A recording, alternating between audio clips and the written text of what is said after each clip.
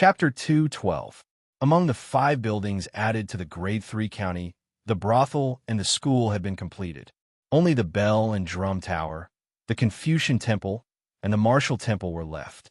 The brothel in the game was a place for scholars to spend their time. The women in the brothel only sold their skills, not their bodies. They were all courtesans. The blueprints of the basic buildings in the Level 3 county cost 1,000 gold. Because the market had already stopped selling blueprints, Ouyang Shua had no choice but to mail 3,000 gold to his Aunt Lin Jing, asking her to buy the blueprints and mail them back to him to save 10 gold. The basic buildings were no longer a bottleneck to the development of his territory. While Ouyang Shua was upgrading his territory, he was also paying attention to Dichun and the rest.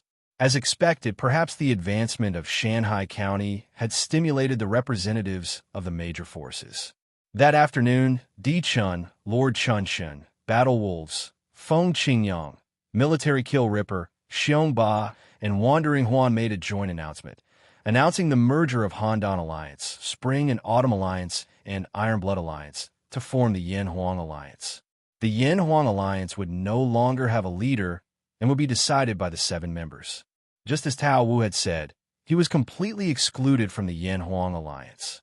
It was reported that if it wasn't for Xiongba's support, Wandering Huan would also have been eliminated. According to those old men, they had to maintain the purity of the alliance. The Yin Huang Alliance once again surpassed the Shanghai Alliance, becoming the #1 alliance in the China server. Compared to the Handan 6 lords at the start of the game, the Yin Huang Alliance's strength had increased. The name of the alliance was enough to show the ambition of the major factions, which was to become the leader of the China server. The China server had once again experienced a drastic change, causing many players, especially the Lord players, to be at a loss. He bluntly pointed out that the establishment of the Yin Huang Alliance meant that there was a split between the rich and poor players in the Chinese server. As the representatives of both sides, the Yin Huang Alliance and the Shanghai Alliance were destined to be rivals. They would fight to the death for the leadership of the China server. The majority of the players agreed with this view. As for who was stronger between the two sides, it was hard to come to a conclusion. In terms of overall strength, the Yin Huang Alliance was obviously stronger. However, the existence of Shanghai County was like a mountain that the Yin Huang Alliance could not overcome. It was more than enough to offset the difference in overall strength. After the immigration, Shanghai County was recognized as the overlord of the county, and no one could surpass it. The alliance of mountains and seas had won 2 battles in a row, and Dichun had suffered crushing defeats. That was the best evidence, especially after Ouyang Shua was conferred the title of Marquis of Lianzhou. His prestige among the players reached its peak. Civilian players left messages in the national channel, asking Not Wearing to stand up and take a stand. Ouyang Shua naturally wouldn't respond to such a request. If they wanted to fight, what was the point of just talking? The key was how to do it. What Ouyang Shua didn't expect was that as soon as the Yin Huang Alliance was established, they would make things difficult for the Mountain and Sea Alliance. Feng Qiuhuang anxiously reported in the Alliance channel, "Wui, the family has started to force me to abdicate. They want me to leave the Mountain and Sea Alliance and join the Yin Huang Alliance. They want me to give up the position of Lord. The big shots behind the Yin Huang Alliance are all here." Ouyang Shua laughed coldly. Did this group of old fellows really think that they could do as they pleased in the game? How arrogant. Feng Wu, don't worry. I'll teleport to Luofeng County right away. All right, I'll wait for you at the teleportation array. Feng Qiuhuang heaved a sigh of relief. Luofeng County, Lord's Mansion, Conference Hall. Feng Qiuhuang suddenly stood up, paused for a moment. I'll go pick someone up first. I'll give you a reply later. Who are you going to pick up? Feng Qiuhuang's brother, Feng Tianlai, asked. Feng Qiuhuang ignored him and lightly said, "Not wearing." Then, he turned around and walked out of the Lord's mansion.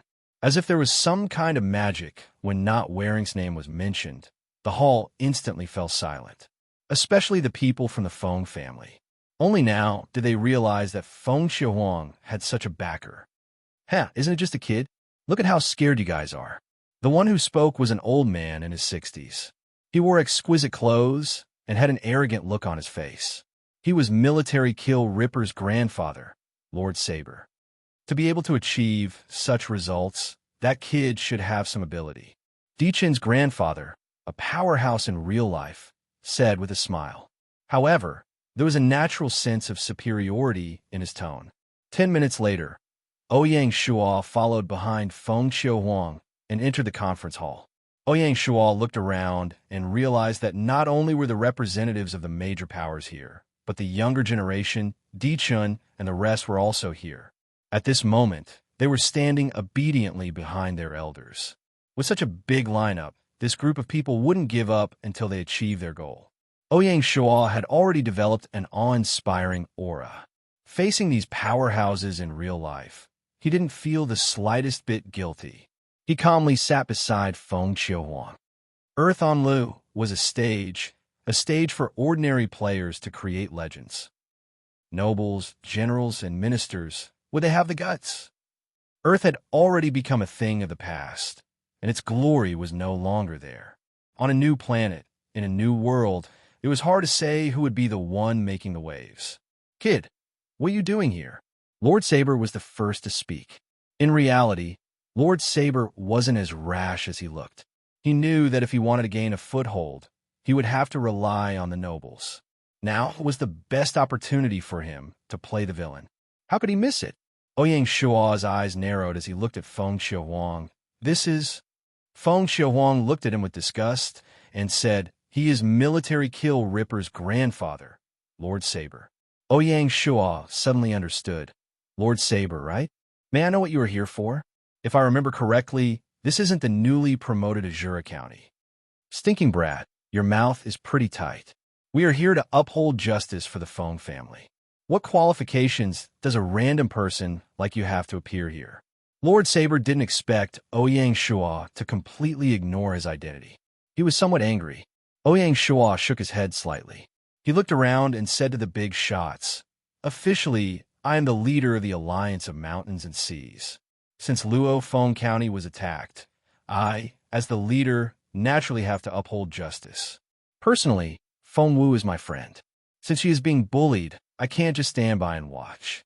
Therefore, I am more qualified to be here than any of you here. What do you say, Lord Saber?"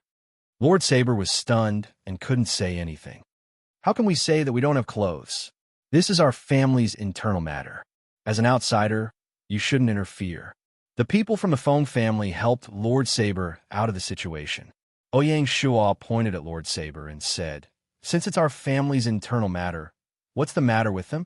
They're friends of the Feng family. Naturally, they can appear here." Feng Xiuhuang couldn't stand it anymore. She said sternly, "Wui is also my friend. Also, since you have forced me to this extent, it proves that you don't treat me as a member of the Feng family. In front of all the elders, I, Feng Wu, officially announced that I am leaving the Feng family. I have nothing to do with the Feng family anymore. You Yuan filial son." The old man of the Feng family was furious.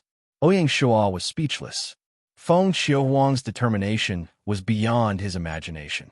Perhaps this woman, who was competitive and not trusted by the family, had been waiting for this day. Taking the initiative to contact Ouyang Shuo was a risky move. Feng Xiuhuang ignored the old man's criticism and continued, "Also, Wui can represent me." Ouyang Shuo didn't have the confidence to play a tug-of-war with these old men.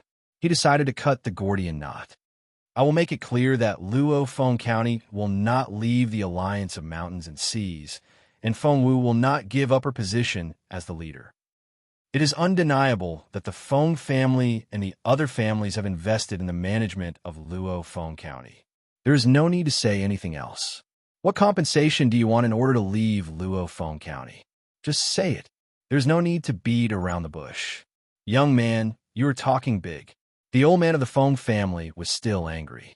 Ouyang Shuo shook his head. "Old man, this is not the time to fight. The split of the Feng family is a foregone conclusion.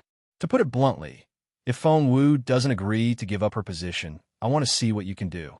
Don't think that you can do whatever you want in the China region just because you established the Yellow Flame Alliance. What? Are you challenging us? Di-Chen's grandfather couldn't help but speak. Ouyang Shua sneered. I can annihilate you once in the Battle of Mai, so I can annihilate you twice. Old man, this isn't Earth. Everything depends on strength.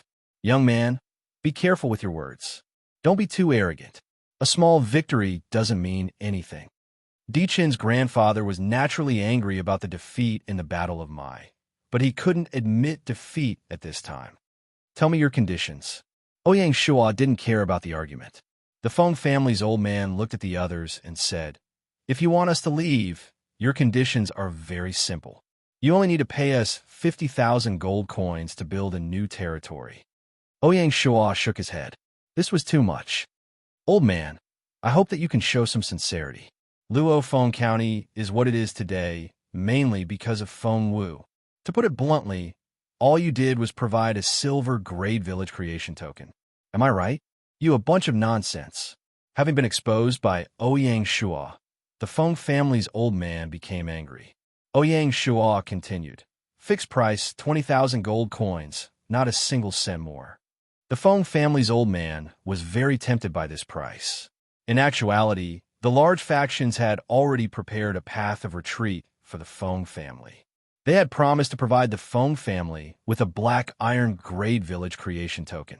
As such, the Feng family didn't lack people to build a new territory. They only lacked money. 20,000 gold coins was enough to raise a territory to the level of county. 21,000 gold coins, and it has to be paid in full in one go. He was a classic example of being calculative. Ouyang Shua and Feng Qiuhuang looked at each other. They knew that this was the best possible outcome. Deal. The initial payment will be 10,000 gold coins. After all of you withdraw, you'll pay the rest. All right. To be continued. Chapter 213. 3 days later, the show of forcing the Feng family to abdicate finally came to an end. The Yanhuang Alliance provided a black iron village creation token, and Feng Wu's brother, Feng Tianlai, built Fengxiang Village in the Luoyang region. All the family members in Luo Feng County moved to Fengxiang Village. Apart from Feng Qiuhuang's best friend, Qing Wan, the Vermilion Bird, Black Swan, and Snow Goose were forced to move to Fengxiang Village. After Ouyang Shua received the news, he immediately kicked the three out of the alliance channel.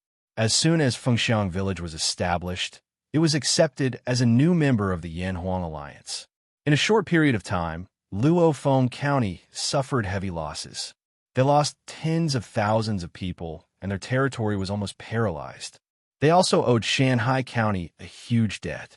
In order to raise funds, Ouyang Shua had no choice but to collect Shanhai County's income from the first half of August. He had collected 8,500 gold coins, and in addition to the 14,000 gold coins he had previously, he had a total of 22,500 gold coins. Ouyang Shua lent Luo Feng County 20,000 gold. Of course, this money was transferred through the Bank of the Four Seas branch in Luo Feng County. 20,000 gold for 2 years, and the repayment would be 1,418 gold each month. Just like Xuanlong County, the repayment would be automatically transferred to the Bank of the Four Seas branch's reserve. Ouyang Shua did this because he didn't want to kill the goose that laid the golden eggs. This way, Feng Qiuhuang and Xuanlong Point could use the repayment to rebuild their territory, and it wouldn't drag down the territory's development. The price they paid was the territory's economic lifeline. If everything went according to plan, the territory would gradually be controlled by the Bank of the Four Seas. When the last batch of players left, Ouyang Shua stayed by Feng Qiuhuang's side. The strange thing was that Feng Qiuhuang didn't show any sadness. Instead, he looked relieved. As they faced the setting sun, Feng Qiuhuang suddenly turned around and revealed a relaxed and brilliant smile to Ouyang Shua. That smile was filled with the feeling of having his shackles removed and finally obtaining freedom, and it was filled with the joy of obtaining new life, causing it to be unforgettable. In that instant, Ouyang Shua was slightly dazed. He seemed to see a proud phoenix being reborn in the midst of raging flames. At that moment, Ouyang Shua was completely relieved. Hey, why do I feel like I've been used? Ouyang Shua feigned dissatisfaction. Feng Qiuhuang turned around. Her exquisite face was radiant as she smiled coquettishly and said, "You are a man. Don't mind these details. I will repay you." "How do I repay you? How about I give myself to you?" Cough, cough.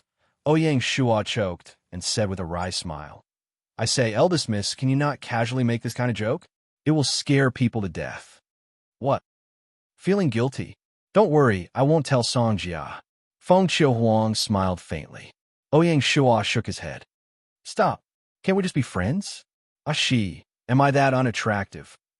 Feng Qiuhuang was originally joking, but seeing Ouyang Shua's reaction, her pride was completely hurt. Women were very sensitive in this aspect. Ouyang Shua raised his hands in surrender and said fawningly, "If you dare say that the number one beauty of the China region is unattractive, then I don't want to live anymore. I will be killed by your fans." Ouyang Shua had a reason for saying this. Not long ago, the top 10 beauties of the China region was finally released by some busybodies on the forums and received a considerable amount of recognition. Feng Qiuhuang won the championship and gained countless fans in a single night. Feng Qiuhuang smiled. "It's good that you know." The moment Ouyang Shua was teleported away, Feng Qiuhuang suddenly said, "Wooey, thank you." Ouyang Shua's body paused, but he didn't turn around. He waved his hand and turned into a ray of white light, disappearing from the teleportation array. "Big sister, how can you say that Wooey is a blockhead?" He actually ignored Big Sister's charm. Qing Wan felt indignant for Feng Qiuhuang. When the two were talking, she had been standing by the side. Feng Qiuhuang smiled bitterly and shook her head. "I can see that Wooey is a loyal person. You didn't participate in the battle of my this time, so you didn't see his girlfriend, Song Jia. She is also an absolute beauty." Her tone still contained a trace of loneliness. Which girl didn't yearn for love? Handan County. "Grandfather, I don't understand." "What don't you understand?" "I don't understand. Why did you let Feng Qiuhuang go so easily? Why did you give up the opportunity to attack the Shanghai Alliance? Do you think that the attack wasn't enough?" Of course it wasn't enough. Feng Qiuhuang used 20,000 gold coins to buy a silver Great Village Creation token, and he even used it half a year earlier. He didn't make a loss at all. What kind of attack is this? Di Chun was indignant. You're still too one-sided.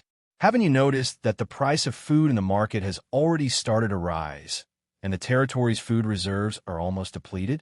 Di Chin's grandfather said with a look of exasperation. Di Chun froze. "Grandfather, what do you mean?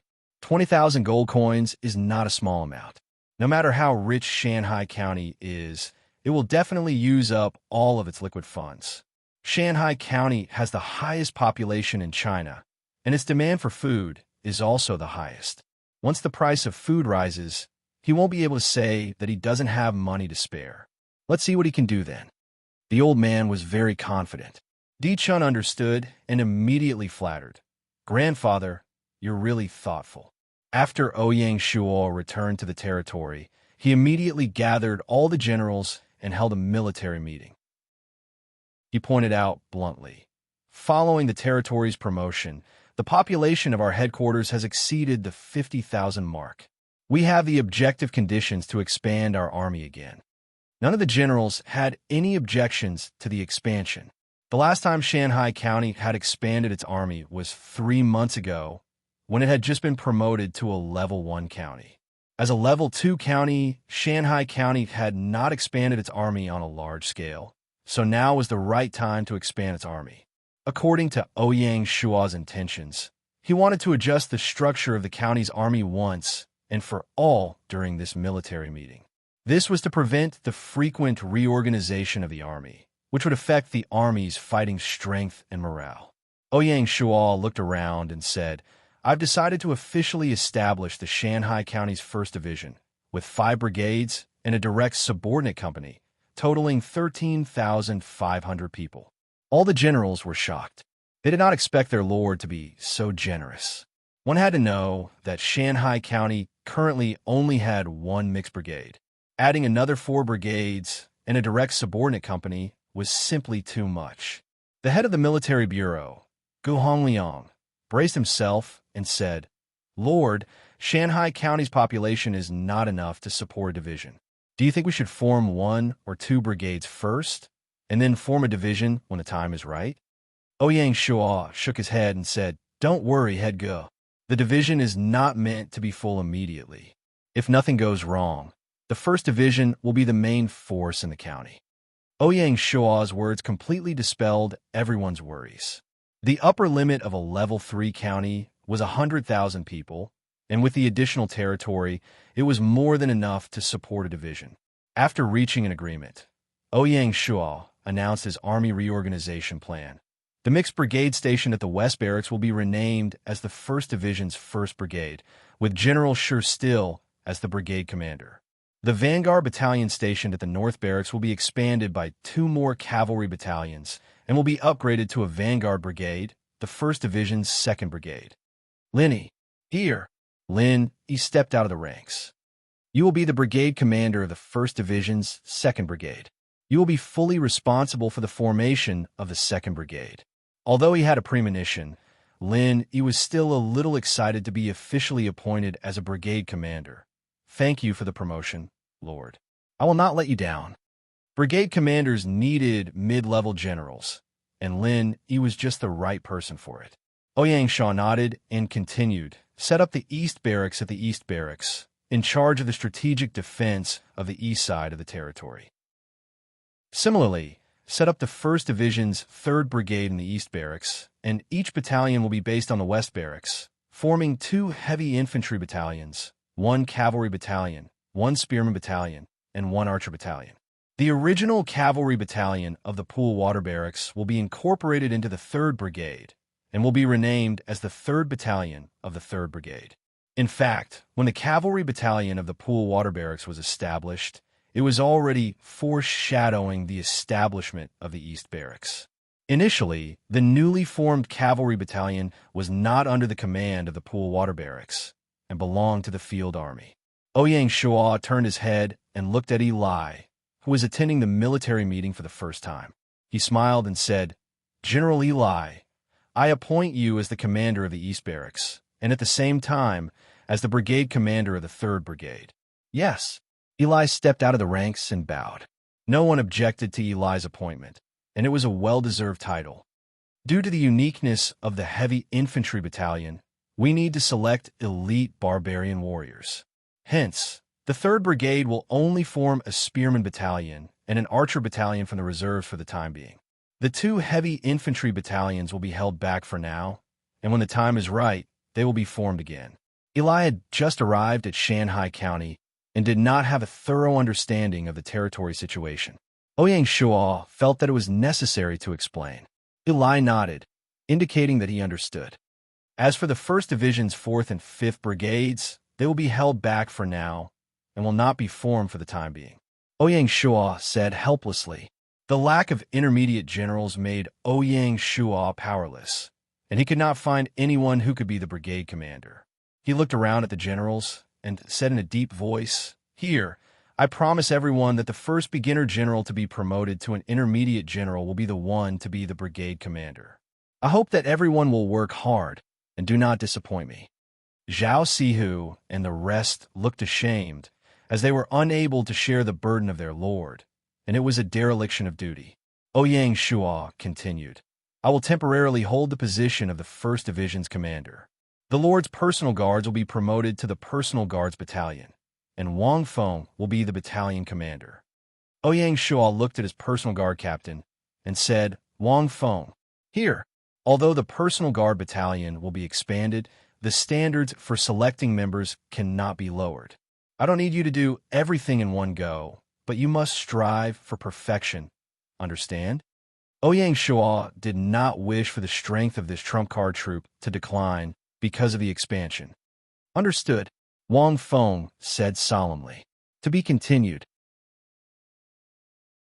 Chapter 214. After announcing the reorganization plan of Shanghai County's 1st Division, Ouyang Shuo continued with his expansion plan. Ouyang Shuo looked at Pei Donglai and said, "Expand the North Sea Fleet by 2 naval battalions, reaching the establishment of a brigade. General Pei will also hold the position of brigade commander." Understood. Pei Donglai knew that his lordship was expanding the North Sea Fleet, and his target was the Black Shark pirates on Mooner Island. General Wang. Here, Wang Yuanfeng stepped forward. Expand the Divine Strategy Battalion's headquarters by another battalion. At the same time, General needs to instruct the subsidiary territories to form at least one crossbowman squadron to assist the city defense camp in defending. Ouyang Shuo planned to deploy crossbows to the subsidiary territories. Here, at this point, the new round of military expansion in Shanghai County had come to an end. The additional troops included the 2nd Brigade's 2 cavalry battalions, the 3rd Brigade's spearmen and archer battalions, the North Sea Fleet's 2 Navy battalions, and the Divine Arms Battalion's 1 battalion. The cost of the job change was 3,250 gold coins. Ouyang Shuo only had 2,250 gold coins on hand, so he was still short of 1,000 gold coins. Moreover, there were still 10 days until the end of August. It would be too late to rely on the territory's income, so he could only ask for this money from the roving bandits. Ouyang Shuo gave the order to prioritize forming the 3rd Brigade, the Northern Sea Fleet, and the Divine Strategy Battalion.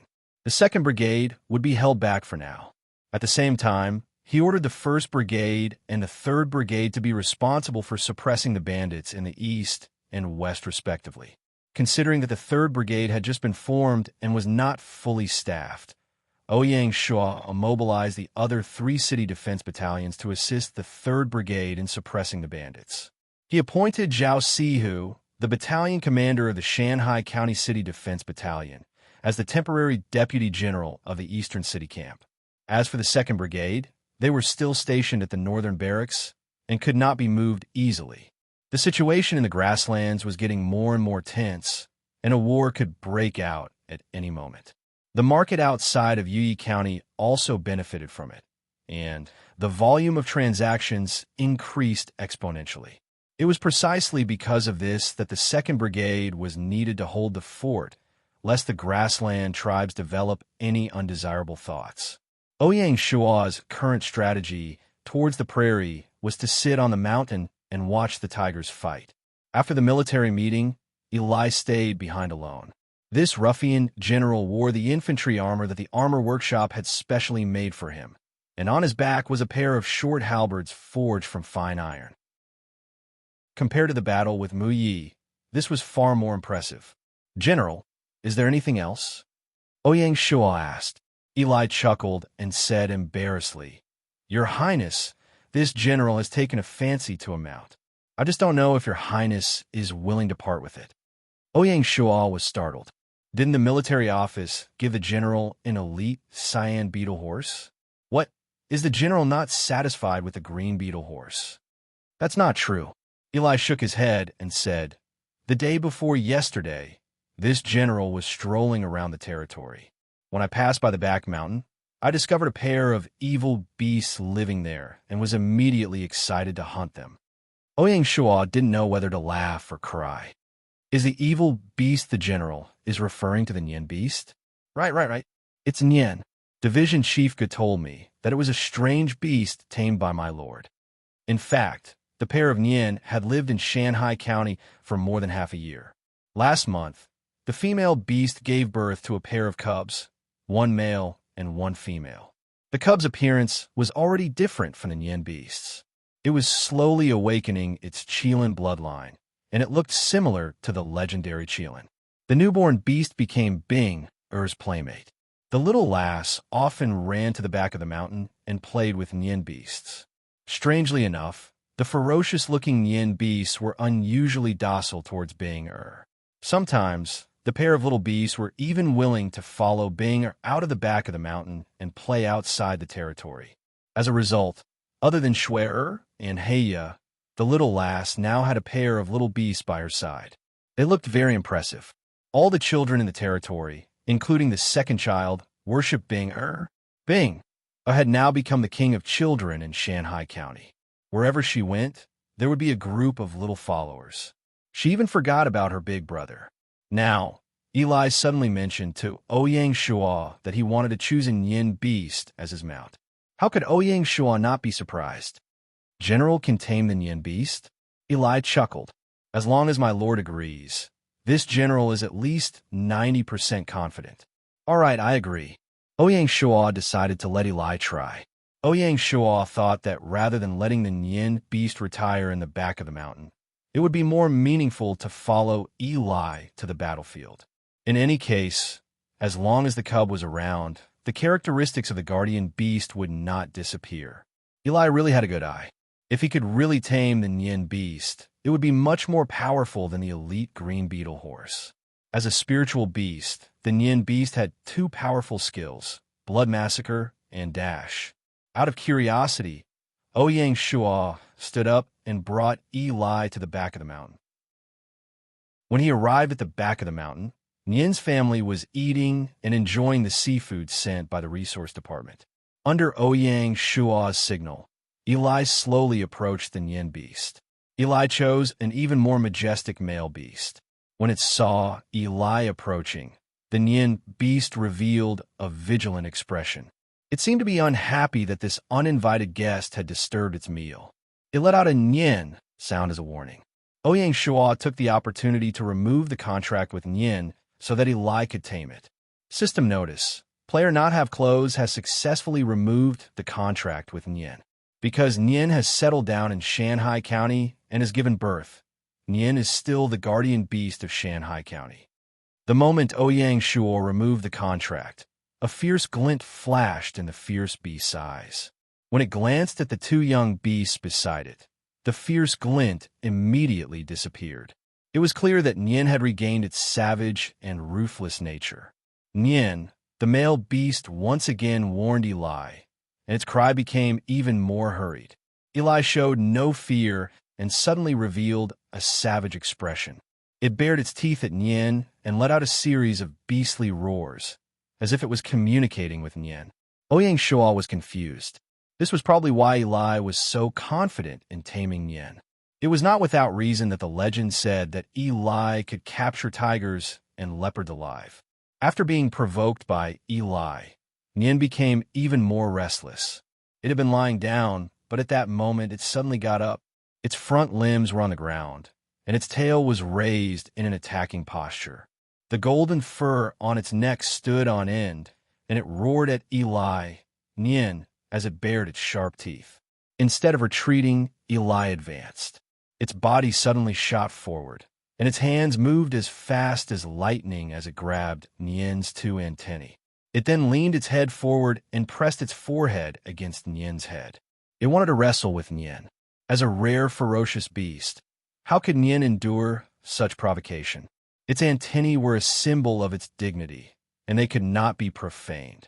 It immediately dug its limbs in the ground and pushed its head forward, wanting to use its hard and sharp antennae to stab this unwelcome guest in half. It did not expect that even though Nian was incredibly strong, Eli was not inferior. When Nian's feet landed on the ground, it started to sink under the immense force, but it did not slide back. Ouyang Shua guessed that Eli had used some sort of technique to forcefully change the direction of the force. Eli practiced the desolate tiger scripture and had many secret techniques to deal with ferocious beasts. Eli's adaptability clearly exceeded Nian's expectations. It did not expect that the human in front of it would have such great strength that he could compete with it.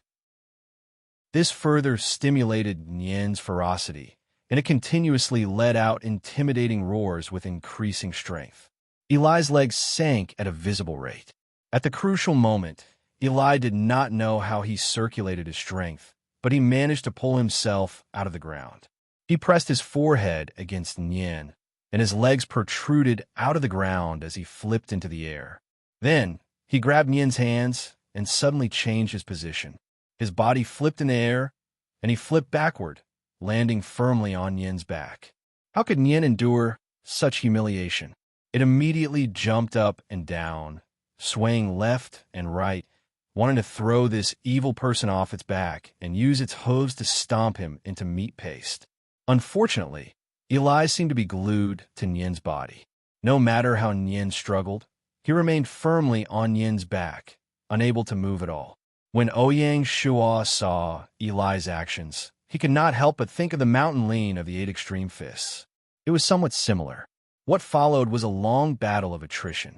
Nian carried Eli on its back and ran around the back of the mountain, swaying about nonstop. It would not stop until it achieved its goal. Sometimes, it purposely crashed into trees or rubbed against rocks. Unfortunately, even though Eli was injured, he did not let go, sticking tightly to Nian's back. 2 hours later, the continuous and intense exercise had already caused Nian to be unable to endure it. What was even worse was that Nian had just finished eating. Moving up and down like this, the food in its stomach was also churning. It was very uncomfortable. In reality, Eli's stamina was already at its limit. He was completely relying on his astonishing willpower. At the crucial moment, he brought up Eli's wisdom. He knew that he had already subdued Nian with his strength. Now, as long as he gave Nian a way out, he would have a high chance of subduing it. Eli leaned against Nian's back and let go of his right hand that was grabbing onto its feeler. He gently stroked Nian's head, saying, "Nian, oh Nian, you have boundless strength and can run as if you are flying, yet you are wasting your time on a small hill like this. I, Eli, feel that it is not worth it for you. Why don't you follow me and fight on the battlefield? That is where you belong." Nian was a spiritual beast. It was extremely intelligent and could understand human speech. Thus, after Eli finished speaking, Nian was finally moved and gave up struggling. Seeing this, Eli was overjoyed. He patted Nian's head and said with a smile, "Good. From today onwards, you will be called Rakshasa. Follow me, Eli, and we will fight on the battlefield together." Nian let out a resounding roar. Eli seemed to understand Nian's meaning and became even happier. Ouyang Shuo stood at the side and smiled without saying a word. He did not dare to imagine what kind of nightmare riding Nian Rakshasa would bring to the enemy on the battlefield. Just thinking about it made him shudder. Riding Nian, Eli rushed to Ouyang Shuo's side and jumped off. He cupped his fists and said excitedly, "Thank you, my lord." Ouyang Shuo nodded slightly. "Congratulations to General for obtaining such a fine horse. After you come down, have the armor workshop make a set of armor for your Rakshasa to protect it." "Thank you, my lord." Eli was even happier. To be continued. Chapter 215. After subduing the Nian beast, Eli left the back of the mountain and headed to the military office. In the following week, he would cooperate with the military office to complete the establishment of the Eastern Barracks and the 1st Division's 3rd Brigade. Ouyang Shuo had already delegated the appointment of the 3rd Brigade's battalion commanders to Eli and Gu Hongliang. In the afternoon, Ouyang Shuo called Tian Wenjing to his office to discuss the mountain barbarian affairs. Ouyang Shuo invited Tian Wenjing to sit down and went straight to the point. Rangoon is currently expanding its territory and urgently needs a large number of elite mountain barbarian warriors to replenish the army and form a heavy infantry battalion. However, the nearby mountain barbarian tribes have already been squeezed dry of soldiers and are unable to continue. In my opinion, it is time to go further into the mountains and make contact with more mountain barbarian tribes to obtain their support. The mountain barbarians are a huge fortune. The mountain barbarian policy must be persisted. Tian Wenjing nodded and said, "I understand sire's meaning. From tomorrow onwards, I will go to the Mystic Bird tribe and ask them to be the middleman. We will go deep into the mountains and visit the mountain barbarian tribes one by one, giving them gifts to express the goodwill of Shanghai County and publicize the mountain barbarian policy." Tian Wenjing really understood Ouyang Shuo's meaning. Ouyang Shuo felt gratified. "Thank you for your hard work, sir." Afterwards, the two discussed the specific action plan and matters to take note of. The conversation only ended at 5 p.m., showing how much importance Ouyang Shuo placed on the mountain barbarians. Gaia 1st year, 21st of August. Song Jia and Song Wen came to Shanghai County at Ouyang Shuo's invitation. Song Wen finally felt Ouyang Shuo's power and influence among the players after the Battle of Mai. After returning, Song Wen thought about it and decided to personally accompany his sister to Shanghai County, hoping to discuss further cooperation with Ouyang Shua. Ouyang Shua did not hold any grand welcoming ceremony and directly brought the two back to the Lord's mansion. On the way, although Song Jia was curious about Shanghai County, she resisted the urge to ask. She had come to Shanghai County this time and was prepared to settle down there. For a girl like her, it was still a bit embarrassing. The meeting hall was arranged according to seniority and was not suitable for entertaining guests. Ouyang Shua invited Song Wen and Song Jia to his office's guest room. After the servants served tea, he left. "Brother Song, since you've come, do stay for a few more days so that I can perform my duties as a host." Ouyang Shua smiled as he spoke. Song Wen smiled and nodded. "That's my wish. I wouldn't dare to invite you." As he spoke, he took a sip of the freshly brewed tea. His eyes lit up and he blurted out, "Good tea." I didn't expect Brother Song to be proficient in the way of tea, unlike this uncouth old man. Song Wen waved his hand and said, "I'm not proficient in the way of tea. It's just that my grandfather loves tea. When he has nothing to do, he often drags me to drink tea with him. Over time, I've learned a little bit." Ouyang Shua nodded. "Since it's like this, before Brother Song leaves, help me bring some tea leaves to the old master. It can be considered as a token of my goodwill as a junior." This tea was called Baihao tea, and it was considered a famous tea in Guangxi. Coincidentally, I found a wild tea garden near my territory and obtained this tea. That's good. You don't know, but the old man loves tea as much as his life. It's hard to find good tea in the game. Because of this, the old man has mocked me a lot. You've really helped me a lot. Song Wen's joy was evident on his face. As a descendant of an aristocratic family, Song Wen's social skills were naturally extraordinary. During the Battle of Mai, he often chatted with the siege lion and the dragon seeking acupoint to improve their relationship. His intention was to remove the sense of distance between the Mountain and Sea Alliance's members and the Heavenly Frost Town, clearing the obstacles and allowing them to smoothly join the alliance. Needless to say, Song Wen's actions were quite effective. After the Battle of Mai, Ouyang Shua had tried to bring up the matter of the Heavenly Frost Town in the Alliance Channel, but did not encounter much resistance. Adding on the fact that the Heartstone Town was about to accept Swan and I, Ouyang Shua took this opportunity to formally invite the Heavenly Frost Town to join the Alliance of Mountains and Sea, which was approved. Because of this, Song Wen made this trip. After accepting the Heartstone Town and the Heavenly Frost Town, the Alliance of Mountains and Sea had 8 members, which was the same number as the Yanhuang Alliance. The Yanhuang Alliance's overbearing attitude was also the reason why Ouyang Shua had decided to accept the 2 territories.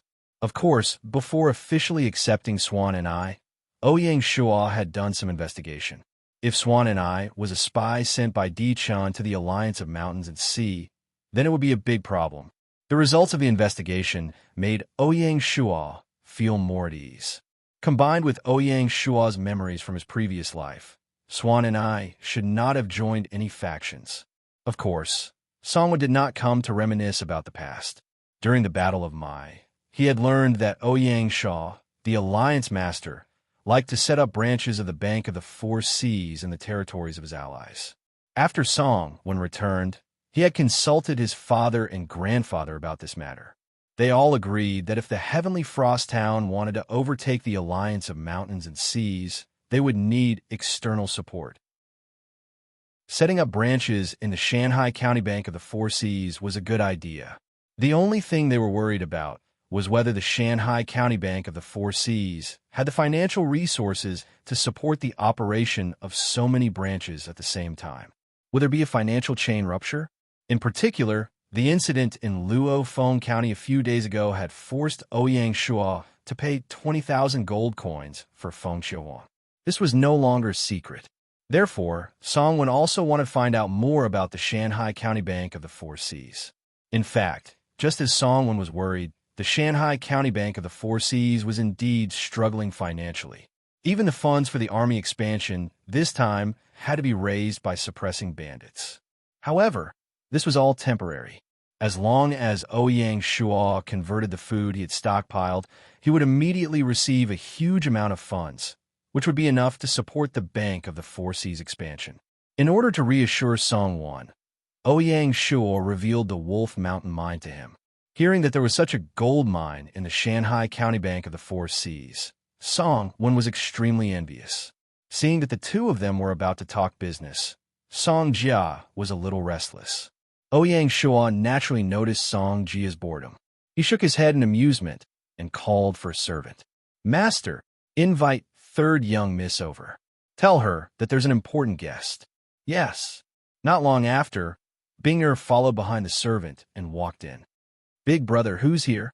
Ouyang Shuo waved at Binger. "Binger, come here." He held Binger's little hand and introduced her to the Song siblings. He then said, "Darling, can you bring big sister Song Jia around the territory?" Binger had lived in the Shanghai County for almost 3 months. She had long become a local tyrant. She was the most suitable person to be Song Jia's guide. Song Jia knew that Ouyang Shuo had a sister like this. She also knew that Ouyang Shuo treasured this sister very much. However, she had never had the chance to meet her. Now that she saw her in person, she was indeed extraordinarily cute and sensible. Song Jia immediately liked her. Seeing Song Jia's expression, Ouyang Shuo smiled bitterly and shook his head. Whether it was Sun Xia, little aunt, or Song Jia, none of them could resist Binger's charm. This little girl really had a charm halo. Binger nodded and said sweetly to Song Jia, "Beautiful sister, let's go.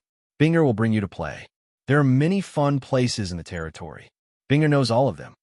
Hearing the word beautiful sister, Song Jia was overjoyed. She ignored Song-won and Ouyang Shuo and followed Binger out of the office. Ouyang Shuo and Song-won looked at each other and smiled bitterly. Although he didn't have much contact with Song-won, Ouyang Shuo could still feel that Song-won really had the air of a gentleman. He had a good impression of Song-won. In addition, because of Song Jia, Ouyang Shuo didn't hide anything. He taught Song-won everything he knew about running the territory. In fact, Song-won didn't need any guidance on how to manage the natives, how to establish the territory's industries, how to structure the territory system, and how to formulate the territory's economic policies. The Song Consortium naturally had professionals who could give him advice. What Song-won needed was how to use the advantage of the headquarters to increase the population of the affiliated territory in a disguised way, how to hold folk activities to improve the territory cultural index, and so on. Of course, it would be better if Ouyang Shuo could tell him how to open up a source of income for the territory.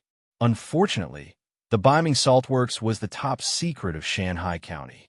Ouyang Shuo wouldn't reveal it. Moreover, the Tianchuang town wasn't near the sea. It was useless to tell him. Ouyang Shuo didn't forget to remind Song-won to pay attention to the fluctuation of the grain price in the market. As a business family, the Song enterprise should be more sensitive to the market. Unfortunately, they were not familiar with the game. They couldn't predict the fluctuation of the grain through a comprehensive consideration of the territory in China like Ouyang Shuo did. After listening to Ouyang Shuo's analysis, Song-won looked dignified. In fact, someone had already reported to Song-won that the price of food in the market had been quietly rising recently, but because the increase wasn't large, it didn't attract Song-won's attention. Now that he heard Ouyang Shuo's analysis, he finally felt the seriousness of the matter. It was already the end of March when Song-won bought the Tianchuang village. When he just took over the territory, he was confused. He was busy familiarizing himself with the territory and sorting out the structure. Therefore, he didn't pay attention to such a small thing as reclaiming the territory. It was too late when the first rice was sown on the tomb sweeping day. Therefore, the Tianchuang town mainly relied on the market to purchase grain. It produced very little grain. Before, the territory had a small population, so he didn't feel anything wrong. But since it was promoted to a town, and then the affiliated territory was built, the population began to grow rapidly. Song-won felt a little pressure. Now, according to Ouyang Shuo's words, if the grain price continued to rise, the Tianchuang town's meager financial income wouldn't be able to sustain it. Fortunately, they had reached an agreement on the matter of Shanghai County opening a branch of the Bank of the Four Seas in the Tianchuang town. They agreed to officially open the branch at the end of August, with an initial reserve of 4,000 gold coins. They didn't talk about the territory all the time. They also talked about some interesting things in life. They even talked about some embarrassing things about Song Jia, which amused Ouyang Shua. To be continued. Chapter 216. At night, Ouyang Shua hosted a banquet at Sangha restaurant to entertain the Song siblings. Because it was a family banquet, Ouyang Shua only invited Yu, Qing and Sun Xiaoya to accompany him. Of course, there was also Bing the little troublemaker. The little lass had only been with Song Jia for less than a day, yet she was already calling her elder sister this and that. She wondered what kind of aphrodisiac Song Jia had fed her. When they arrived at the table, she insisted on sitting beside Song Jia. She didn't even want her brother. At the banquet, Sun Xiaoya's expression was a bit strange. Only now did she know that Ouyang Shua actually had a girlfriend. Sun Xiaoya's abnormality naturally didn't escape Song Jia's eyes. As a woman, she was very sensitive in this aspect. On the other hand, Ouyang Shua, who was usually a very shrewd person, had somehow been possessed by greed. He had actually invited Sun Xiaoya to such a banquet. Wasn't this just causing trouble? After the banquet, Ouyang Shua arranged for Song Wan to rest in an inn. As for Song Jia, Ouyang Shua had already instructed Zi Su 2 days ago to clean up the east courtyard for Song Jia to live in. After returning to the Lord's mansion, Yu and Qing greeted Ouyang Shua and returned to their own Qingying courtyard.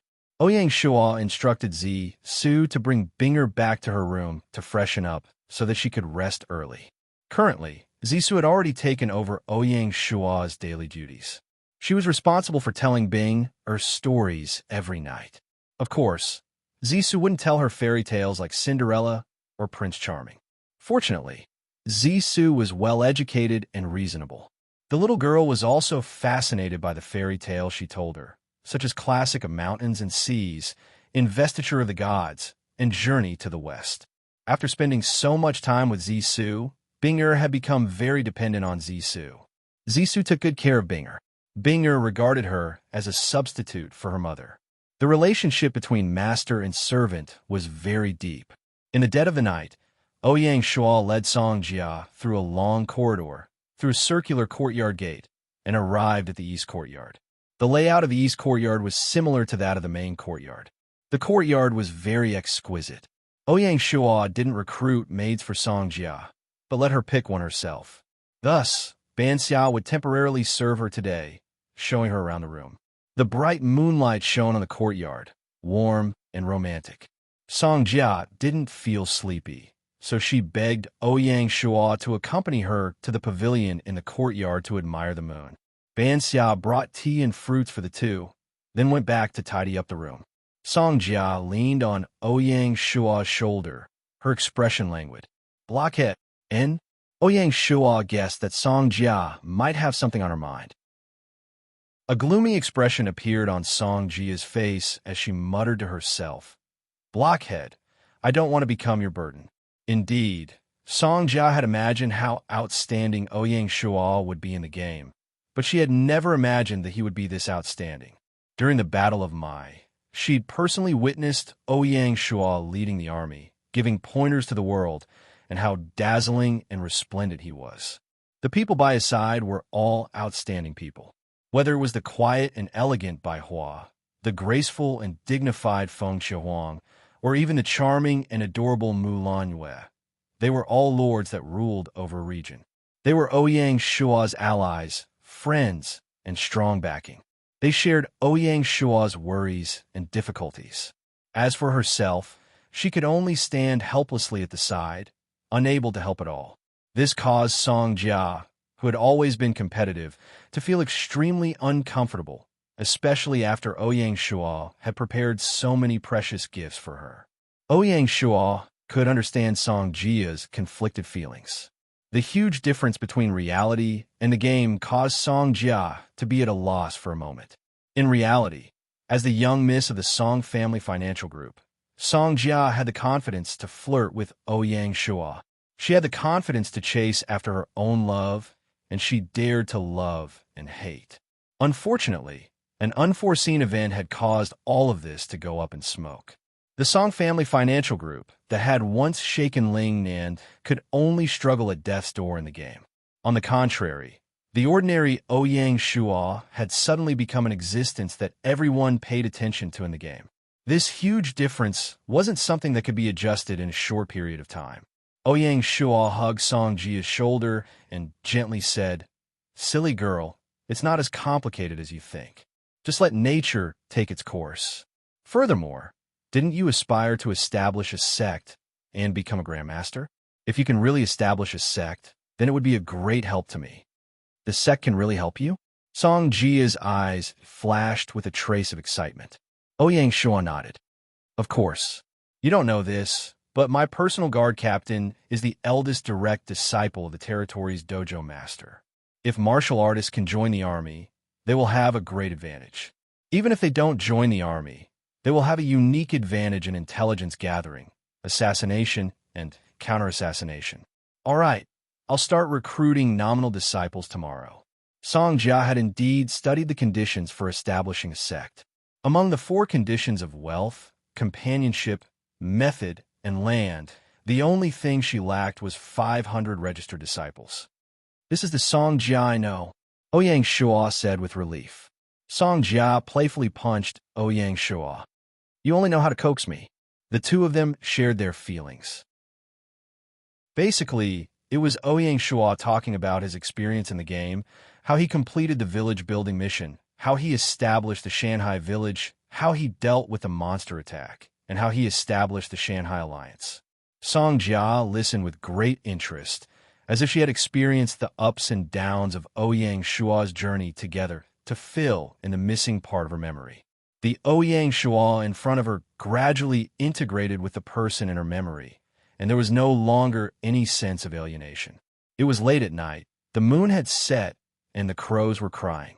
Only the intermittent sound of crickets could be heard from the corner of the wall.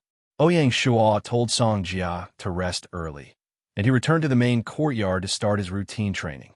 The next day, Ouyang Shua brought Song Wen to tour Shanghai County. Compared to the magnificent Shanghai County, Song Wen felt that his heavenly frost town was like a primitive village. It was too shabby. Song Jia did as she said.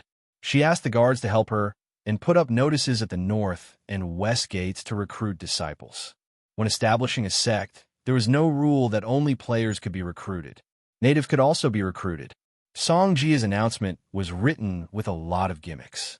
Do you want to leap onto roofs and vault over walls? Do you want to cross the river on a reed? Do you want to stab your sword? The heroine of a generation, like a dream, possesses 2 absolute arts, the 9E manual and the U maiden sword play. Open to recruit disciples. Limited number of slots. Please sign up as soon as possible. If you're interested, please contact Zissou. Song Jia was smart. She used the golden signboard of the Lord's mansion to recruit disciples. After putting up the notice, Song Jia did not stay idle. She asked Ouyang Shua to arrange for the guards to bring her to the outskirts of the county to find a suitable location for the sect. According to Ouyang Shua, the sect should be built in the city so that she would not have to run around. Song Jia, however, did not agree.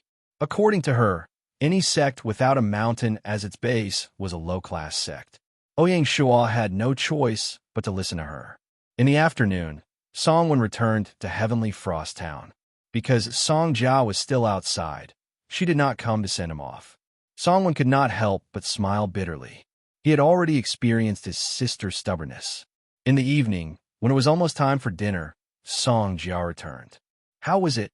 Did you find a suitable place?" Ouyang Shua asked. Song Jia shook her head dejectedly. "No, the west side of the territory is mostly plains or forests. Even small hills are rare. Where can I find a suitable mountain?" Ouyang Shua nodded. "Tomorrow, I will accompany you to the east side. It is a mountainous area. There should be a suitable place." "All right." Song Jia was full of energy. While eating, Ingyu said with a smile, "Big brother, shouldn't the east courtyard have a name?" Ouyang Shua nodded and looked at Song Jia. "Ingyu is right. How about it? Do you want one?" Song Jia was full of interest. She frowned and said tentatively, "And let's call it Dreamlike Veranda. How about it?" With that said, She looked at Ouyang Shuo with anticipation. Ouyang Shuo naturally agreed. Not bad. The concept is profound. Ingyu smiled. It was rare to see Ouyang Shuo so docile. Big sister Romeng, come to the tailor shop tomorrow when you are free. I will make a few sets of clothes for you. Qing launched her clothing attack again. Song Jia's eyes lit up. She said with a smile, Great. I have long heard that little sister Qing has extraordinary skills. Looking at the beautiful clothes you are wearing, even I feel ashamed of my inferiority. Song Jia was really envious. Yesterday, Bing had shown her beautiful clothes to Song Jia. Women naturally had no resistance to clothes. Qing smiled. She was still not familiar with Song Jia. She was not as mischievous as she was in front of Ouyang Shuo. Ouyang Shuo saw Bing sitting beside Song Jia again. He teased, Baby, there's still a week before school starts. You can't be mischievous. Look at how wild you've been during this period of time. Binger smiled embarrassedly. The little girl was also well aware that she had played too wild this summer. In addition, she did not have summer homework, so she played like crazy. I know. Binger nodded obediently. She imitated an adult and sighed. AI Binger also has to grow up quickly. What does this have to do with growing up? When I grow up, I could be like big brother and big sister. I don't need to go to school. Binger said confidently. Ouyang Shuo fainted. This child used to love going to school. He did not expect that after playing wild for a summer, even her heart had become wild. This cannot go on. You are really mischievous. Ouyang Shuo said helplessly. From tomorrow onwards, I will hire a teacher for you. When you don't need to go to school, you can follow the teacher to learn Chinese literature. Bing immediately showed a bitter face. She said timidly, Big brother, don't hire a teacher, okay? What do you think? Ouyang Shuo had no choice but to put on the airs of an elder brother. The little girl was clever. She knew that her brother was going to get angry. She no longer dared to talk back to her brother. She turned her head and looked at Song Jia. She said pitifully, Big sister. Song Jia naturally felt sorry for Bing. She was almost melted by the little girl's cute eyes. However, she could not deprive Ouyang Shuo of his rights as an elder brother. She could only shake her head helplessly, making Bing very depressed. To be continued. Chapter 217. Early in the morning, facing the morning dew, a group of knights set off from the Lord's mansion, heading straight for the Azure Dragon Gate. The blue beetle horses trod across the smooth green stone road, making a series of crisp hoofbeats. Ouyang Shuo and Song Jia brought along 4 personal guards and prepared to go to the Pool Water County in the east to find a suitable base for the sect. After the second city wall was built, in order to distinguish the city gate and avoid confusion, the 4 city gates of the core area were renamed. They were the Azure Dragon Gate in the east, the White Tiger Gate in the west, the Vermilion Bird Gate in the south, and the Black Tortoise Gate in the north. Ouyang Shuo and his party passed through the Azure Dragon Gate, and then passed through the East Gate, heading north to the East Gate. After exiting the East Gate, it was the Eastern Wilderness. Due to strategic needs, the weeds in the eastern suburbs had long been cleared. There was nothing left, and it was extremely desolate. From the East Gate, a simple official road led straight to the docks of Shanghai County. Compared to the earliest days of the Shanghai village, the pier had been expanded by 20 to 30 times. Since the advanced shipyard was transferred to Beihai County, the waters in front of the canyon were all under the jurisdiction of the dock. As for the jurisdiction of the docks, it was assigned to the carriage department. Today's transport department officially fulfilled the duties of the modern society's Ministry of Transport. According to the plan, the bridge connecting the base camp and Pool Water County had yet to be completed. Countless stones were piled up on both sides of the pier. The stonemasons cut the huge rocks that were transported from the quarry on the spot, hammered them into smaller rocks, and then polished them into stone strips to be used as materials for the construction of the bridge.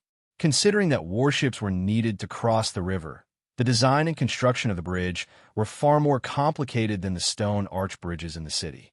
According to the design draft submitted by the chief designer of the bridge, Wu Qi, the construction cost would be 500 gold coins. The most difficult part of building a bridge was to set up a frame in the river as a support platform. In the upper reaches of the canyon, the Friendship River and the Chioshui River converged. The water flowed rapidly and roared angrily towards the sea. Therefore, to build a frame in such a river, with the construction conditions of ancient times, the difficulty could be imagined. After Ouyang Shua briefly checked the progress of the bridge project, he didn't stop and went to the other side of the river via the boat at the pier. The city walls of Pool Water County had already been built. Looking from afar, a small city stood on the plains. Outside the city were fields of lush green paddy fields. Early in the morning, farmers were already busy in the fields. Blockhead, what are they doing in the field? Are they pulling out the seedlings? That's strange. Didn't they just plant them? Song Jiao was puzzled by the farmer's behavior. Ouyang Shua shook his head in amusement. That's because the farmer is pulling out the weeds. After the seedlings are planted, it's easy for weeds to grow in the paddy field. If the weeds aren't removed in time, it'll invade the nutrition of the seedlings and affect the grain harvest. Oh, Song Jia smiled in embarrassment. Ouyang Shua did not choose to enter the Pool County. Instead, he followed the river to the south, walked to the edge of the canyon, and then followed the mountain to the east. In fact, when Ouyang Shua was certain that Song Jia was determined to build the sect outside the city, he took the time to look at the geomancy map of Lian Province. He already had a clear goal. Unlike the base camp, there were no rocky mountains at the edge of the basin at Pool Water County. Instead, there was a line of trees. The forest and the plains intersected, forming a unique landscape. Walking on the grass, from time to time, he would encounter animals such as hares scurrying out of the forest. Seeing the hare, Ouyang Shua was delighted. He took out his bow, knocked the bowstring, and shot an arrow. Unfortunately, with his basic archery skills, unless he was lucky, there was no way he would be able to hit the agile hare. Missing an arrow made Ouyang Shua feel humiliated, especially in front of a beautiful woman. In a fit of anger, he ordered the guards behind him to kill all the hares they encountered and bring them back to the Lord's mansion. Song Jia was smiling at the side. Even a blockhead had areas that he was not good at. After walking for about 10 kilometers to the east, Ouyang Shua signaled the team to stop. He pointed at a mountain peak in front of them and said to Song Jia, "What do you think? Do you think that mountain is suitable?" Song Jia looked at the direction Ouyang Shua was pointing at. Amidst the smoke, the mountain range was undulating, and a lone peak stood proudly, looking extraordinary. What was even more amazing was that the lone peak looked like it was punched by an ancient giant. Only half of the peak was left, and it suddenly narrowed at the waist of the mountain, forming a huge platform. "All right, this is the place."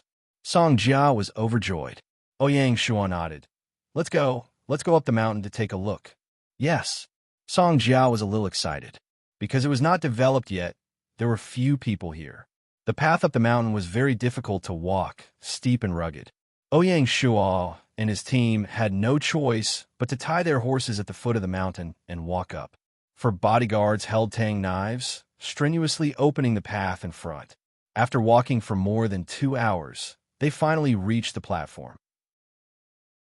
Not only were the 4 bodyguards panting from exhaustion, but even Ouyang Shua and Song Jia had to circulate their inner force along the way to get rid of their fatigue. The platform occupied a large area. Looking at it, it was no less than 10 square kilometers, even bigger than the area of Shanghai town. A waterfall flowed down the peak, forming a pool at the foot of the platform, making rumbling sounds.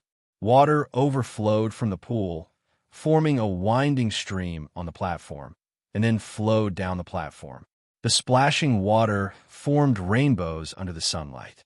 Next to the pool, an ancient locust tree stood alone. On its branches, a flock of unknown birds were jumping around. When they saw Ouyang Shua and his team, they were not afraid of strangers. They flew up from the locust tree and circled above their heads, chirping. When Song Jia saw this place, she muttered to herself, "So beautiful." Ouyang Shua observed carefully and realized that there was no lack of wood or stone materials in the mountain. They could use whatever they wanted. Since there was a water source on the platform, they could grow their own vegetables and fruits. As long as they sent some food up the mountain on time, they could be self-sufficient. As players had divine artifacts like storage bags, it was very easy to transport food up the mountain. Jia Jia, bring Lil Yu here tomorrow. She's a design consultant. Get her to survey the area and come up with an overall design plan for the sect, including how to plan the path down mountain. There needs to be a unified arrangement. Once you're done with the design, I'll arrange for the construction division to start. Hearing Ouyang Shua's arrangements, Song Jia smiled gently. Blockhead, you're the best. All right, great sect leader Song. Give your future sect a name. That's right. Song Jia immediately became excited. Blockhead, why don't we call it Dreamlike Sword Sect? Ouyang Shua nearly fainted. He said with a bitter smile, your name is Dreamlike Beauty, and the courtyard you live in is Dreamlike Veranda. Now, even the sect you're establishing is called Dreamlike Sword Sect. That sounds very lacking. Song Jia said with a bitter face. Humph. Then tell me, what should we call it? Choosing a name was not a problem for Ouyang Shua. He pondered for a moment and came up with an idea. He said with a smile, this lone mountain is located to the east of the territory, facing Shanghai County. In the poem, Drinking Wine, Tao Yuanming wrote, picking chrysanthemums beneath the eastern fence, leisurely gazing upon the southern mountain. Why don't we call it the Eastern Fence Sword Sect? What do you think? Ouyang Shua was completely far-fetched. Poor Tao Yuanming. If he knew that his poem had been misinterpreted in such a way, who knew what he would think? Song Jia punched Ouyang Shua and said crisply, Blockhead, I couldn't tell that you're quite talented. All right, I'll listen to you. We'll call it the Eastern Fence Sword Sect. When it was close to noon, Ouyang Shua and company decided to eat on the mountain. The guards cleaned the wild hares they had hunted by the pool. They then found some dry firewood and barbecued the hares in the wild. As an adventure-type player in his previous life, Ouyang Shua often spent the night in the wild. Eating wild hares was a common occurrence for him. He proudly showed off his barbecue skills in front of Song Jia. The wild hares were crispy on the outside and tender on the inside. Song Jia was full of praises as they ate the delicious wild hares. The four guards also benefited from it.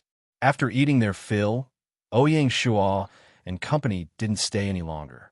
They immediately went down the mountain. It was already 4 o'clock in the afternoon when they returned to the Lord's Mansion. After 2 days of publicity, there were already people who came to the Lord's Mansion to sign up and prepare to be apprenticed to a master. Zisu registered them one by one and told them that they would come to the Lord's Mansion on the morning of the first day of the 9th month to participate in the final selection. During dinner that night, Inyu mentioned something. Big brother, second child, told me that he wants to be apprenticed to a master and doesn't want to go to the private school anymore. He kept begging me to plead with you. What do you think? At first, second child was kept by Ouyang Shua's side. Later on, Ouyang Shua became busy, so Inyu was in charge of disciplining him. Ever since he went to the private school, Inyu was in charge of all his meals. But in the end, second child was still a member of the Lord's Mansion. Back then, it was Ouyang Shua who made the decision to let second child stay in the Lord's Mansion instead of being a herdsman. Now that second child wanted to give up his studies and pursue martial arts, he naturally had to get the approval of Ouyang Shua, the master of the Lord's Mansion. Ouyang Shua nodded. It seemed that second child didn't go to the private school for half a year in vain. At least he started to understand how to conduct himself and knew that he had to ask for his permission. Speaking of which, this kid could be considered as an old member of the Lord's Mansion. Ouyang Shua was also a nostalgic person. He said to Ingyu, since it's his own will, I naturally won't obstruct him. Let him be apprenticed to Jia Jia as a personal disciple. Ouyang Shua looked at Song Jia and asked for her opinion. Song Jia nodded. She would definitely satisfy Ouyang Shua's request. Hearing Ouyang Shua agree, Ban Xia, who was waiting at the side, had an indescribable emotion in her eyes. Ingyu had always treated second child as her own younger brother. Hearing Ouyang Shua's arrangement, she was naturally very satisfied. Although she wasn't a member of the martial arts world, she still knew the difference between a personal disciple and a registered disciple. A personal disciple was an existence that could inherit the mantle of a master. The selection process was extremely strict. Ouyang Shuo continued, "This child could be considered as our family.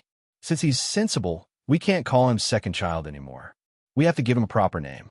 Ingyu and your brother have a deep relationship. Let him take your surname, and you can give him a name." "Yes." Ingyu nodded. To be continued. Chapter 218. The next morning, Ingyu brought second baby to thank Ouyang Shuo. Chui Tianqi pays his respects to master. "Thank you for taking me in." Second baby, who was now Chui Tianqi, respectfully kowtowed to Ouyang Shuo. The growth of NPC children was slightly faster than in the real world. When Chui Tianqi first came to the territory, his skin was dark and his body was thin. Although he was already 11 or 12 years old, he looked less than 8 because of malnutrition. Only half a year had passed, but because of the nutrition and the fact that he didn't need to do any manual labor, his body began to grow rapidly. Adding on the influence of the private school, the little monkey had already transformed into an elegant young man. Ouyang Shuo was also filled with emotion. "Get up." When Chui Tianqi got up, Ouyang Shuo continued, "Whether it is literature or martial arts, I will support it all. Since you have decided to learn martial arts, you must follow it to the end. You must learn and become someone useful to the territory. Only then will you live up to your grace, understand?" "Understood," Chui Tianqi solemnly said. Ouyang Shuo nodded and happily said, "Go and pay your respects to your master." Chui Tianqi was about to pay his respect to Songjia, but was stopped by her hand. He couldn't help but be puzzled and didn't know what to do. Songjia turned to look at Ouyang Shuo and said, "Wui, before Tianqi becomes my disciple, I want to ask for someone from you, okay?" In formal situations, Songjia liked to call Ouyang Shuo by his in-game name like by Hua and the others. Ouyang Shuo was also puzzled. "Ban Xia. You want Ban Xia to serve you?" Ouyang Shuo could only guess. These 2 days, Songjia had been busy with the matters of the sect and hadn't had the time to recruit maid. Ban Xia had been serving her all the time. Songjia shook her head and said, "I want to take Ban Xia as my personal disciple." Ouyang Shuo frowned and immediately guessed what was going on. His expression changed, and he said in a low voice, "Ban Xia." "Master." Ban Xia immediately stepped forward and knelt in front of Ouyang Shuo with a terrified expression. "Speak, what is going on?" Songjia wouldn't take Ban Xia as a disciple for no reason. Ouyang Shuo was sure that Ban Xia must have begged Songjia last night. Songjia was soft-hearted and agreed because she was Ouyang Shuo's maid. Ouyang Shuo couldn't tolerate such unruly things happening in the mansion. The atmosphere in the hall suddenly became heavy. When Ban Xia saw Ouyang Shuo's anger, she became even more terrified. She was so scared that tears fell down. She kowtowed while crying and said, "This servant knows her mistake. Please punish me, master." Just as Ouyang Shuo had speculated, when Ban Xia heard that Ouyang Shuo had agreed to let Songjia take second child as her disciple, she too had the thought of becoming his disciple. Ban Xia's village was looted by a group of roving bandits. She only managed to escape by hiding in a haystack. That night, she saw her loved ones brutally killed by bandits with her own 2 eyes, and a seed of hatred had already been planted in her heart. She hoped that one day, she would be able to personally take revenge for her parents. After arriving at Shanghai County, she was unexpectedly recruited into the Lord's mansion by Ingyu. Ban Xia had already given up on the idea of revenge. She wanted to live a peaceful life in the Lord's mansion. Who would have thought that things would take such a turn? Songjia came to the Lord's mansion, opened the door, and accepted a disciple, once again aroused the hatred in Ban Xia's heart. Ban Xia didn't dare to beg Ouyang Shuo for fear of rejection. Last night, she had told Songjia about her past while she was serving Songjia, begging her to be her disciple. Songjia's heart softened. She saw that Ban Xia had good aptitude and agreed to let her plead with Ouyang Shuo.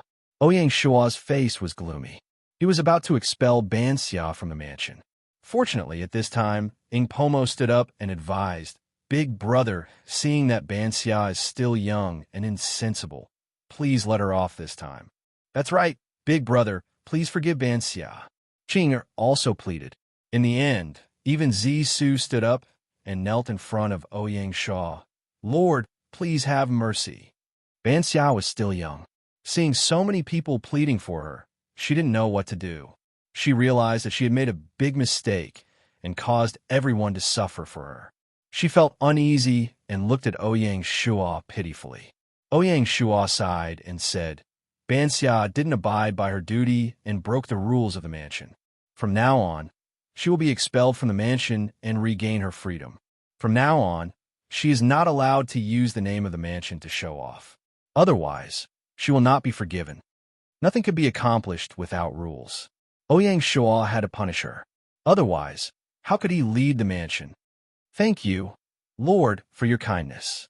Ouyang Shua's words were tantamount to tacitly acknowledging Banxia as Songjia's disciple.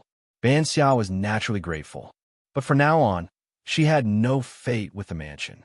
She couldn't help but feel melancholy. The storm dissipated just like that. Banxia and Chui Tianqi bowed to Songjia and became her personal disciples. They were the future eldest senior sister and eldest senior brother of the Eastern Hedge Sword faction with a promising future. After accepting Banxia as a disciple, Songjia didn't recruit any more maids. Ouyang Shua also didn't have the intention to recruit another maid. Only Zi Su was left in the main courtyard. On the 25th day of the 8th month of the first year of Gaia, Ouyang Shua presided over a territorial government meeting. Before the departments reported, Director of Culture and Education Su Shuda took the lead and solemnly bowed to Ouyang Shua. Your Excellency, the Department of Culture and Education has a proposal. I hope Your Excellency can approve it. What proposal? A few days ago, Your Excellency was conferred the title of Marquis of Lianzhou by the Imperial Court. According to the etiquette, a Marquis should be addressed as Marquis. The titles, such as Your Excellency or Lord, should be abolished. Instead, they should be addressed as Marquis. The officials at all levels of the territory should also address themselves as subjects.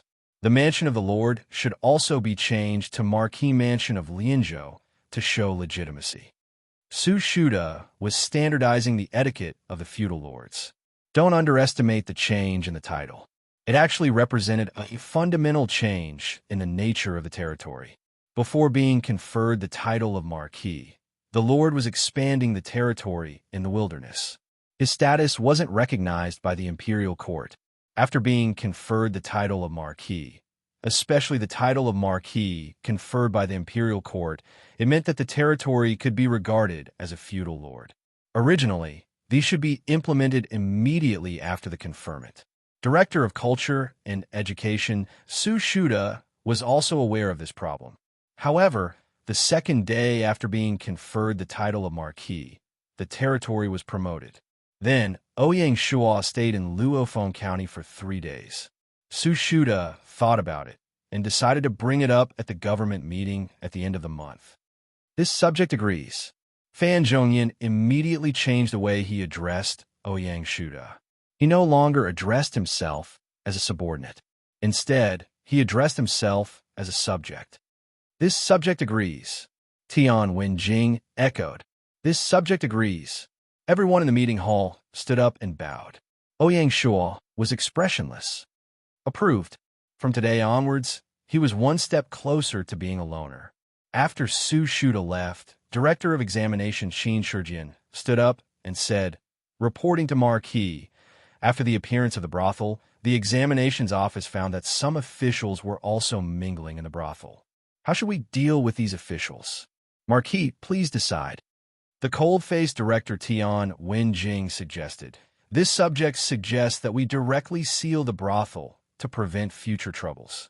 Tian Wenjing didn't like the behavior of these scholars, so his method was extremely unyielding. Ouyang Shua shook his head. This is not appropriate. The brothel is a place for scholars to spend their time. We can't stop eating because of choking, and we can't use violence to enforce the law. Otherwise, it will easily cause dissatisfaction among the common people. On the other hand, Director Chen's decision is correct. We absolutely can't allow territory officials to spend their time in this brothel. Otherwise, it will be improper. Pass down my decree. If they're investigated once, they will be fined 3 months' salary. If they are investigated twice, they will be kept in their posts. If they are investigated 3 times, they will be directly removed from their posts. Ouyang Shuo was also curious about the ancient brothel. He also wanted to explore it, but the conditions didn't allow it. As the Lord, he had to set an example. He couldn't bring this decadent sound to the officialdom. After Song Jia came, she completely gave up on this idea. Yes, Qin Shijian answered and left. Tian Wenjing stepped forward again and bowed. Reporting to Marquis, there is a new development in the mountain barbarians' affairs. Oh, quickly tell me. Ouyang Shuo was immediately interested. Recently, this subject has visited several mountain barbarian tribes and heard the same thing. According to the mountain barbarians, there is a huge bandit stronghold in the depths of the mountains. They often go down the mountain to plunder the mountain barbarian tribes, making them miserable. They heard that our Shanghai County has a large army. The leaders of the various tribes said that if we can help them get rid of the bandit stronghold, they are willing to cooperate with us and send elite soldiers to join the Shanghai County Army. Bandit stronghold? Ouyang Shuo didn't understand. A normal stronghold shouldn't be enough to make Tian Wenjing so serious. With Shanghai County's military strength, was there any stronghold they couldn't take down? Marquis, there is something you don't know. According to the mountain barbarians, the bandits are extremely cunning. They built their stronghold on a dangerous peak. There's only a small rugged path going up and down the mountain. It is easy to defend and hard to attack. The number of bandits is not small. Although there are no specific figures, there are definitely more than 10,000 of them. Therefore, it is not easy to take down this stronghold. Ouyang Shuo nodded. It was indeed not easy to take down such a stronghold. Although the Shanghai County Army was not small, more than half of them were cavalry or navy. There were less than 4,000 that could be used to attack a stronghold. Ouyang Shuo didn't have confidence in such a small number of people. First, contact the military intelligence department. Let the mountain barbarians lead the way and find out the details of the bandit stronghold. Second, persuade the mountain barbarian tribes to send the mountain barbarian warriors to Shanghai County in advance to change their jobs and be incorporated into the newly established 3rd Brigade. I don't believe that we can't take down a stronghold with these 2 methods. Ouyang Shuo made the decision. Yes, currently, the 3rd Brigade is still in the process of being established. After it is established, we still have to complete the mission of suppressing the bandits.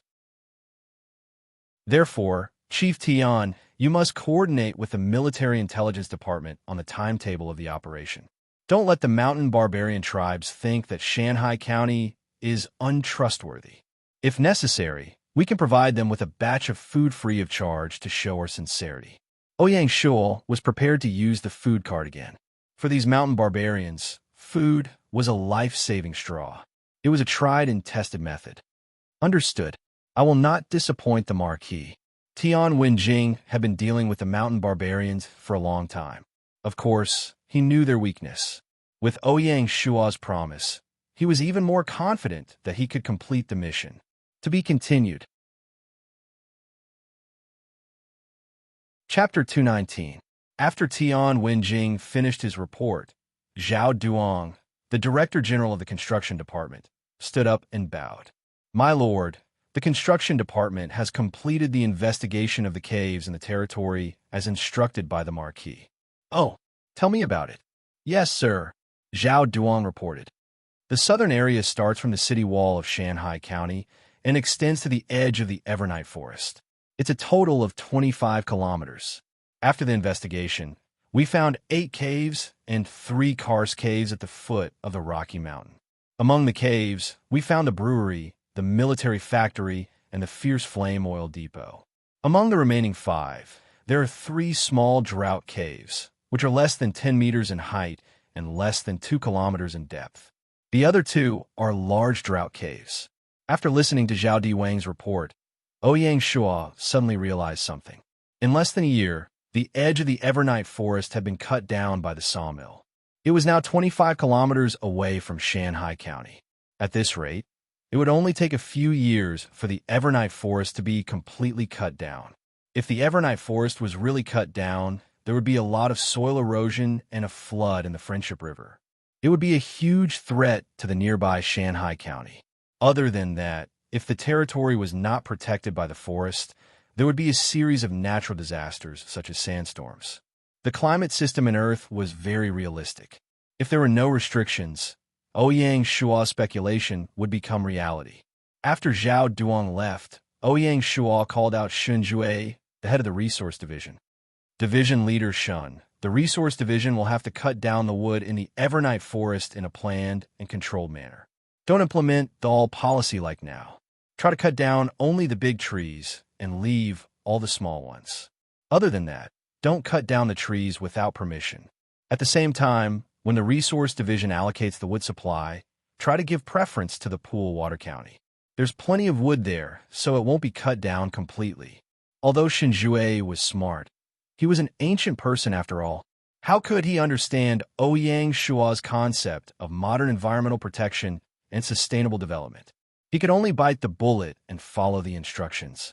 Ouyang Shua then looked at Yu and said, Division Leader Chui, the Finance Division will cooperate with the Audit Division to strengthen the supervision of the accounts of the branches of the Bank of the Four Seas.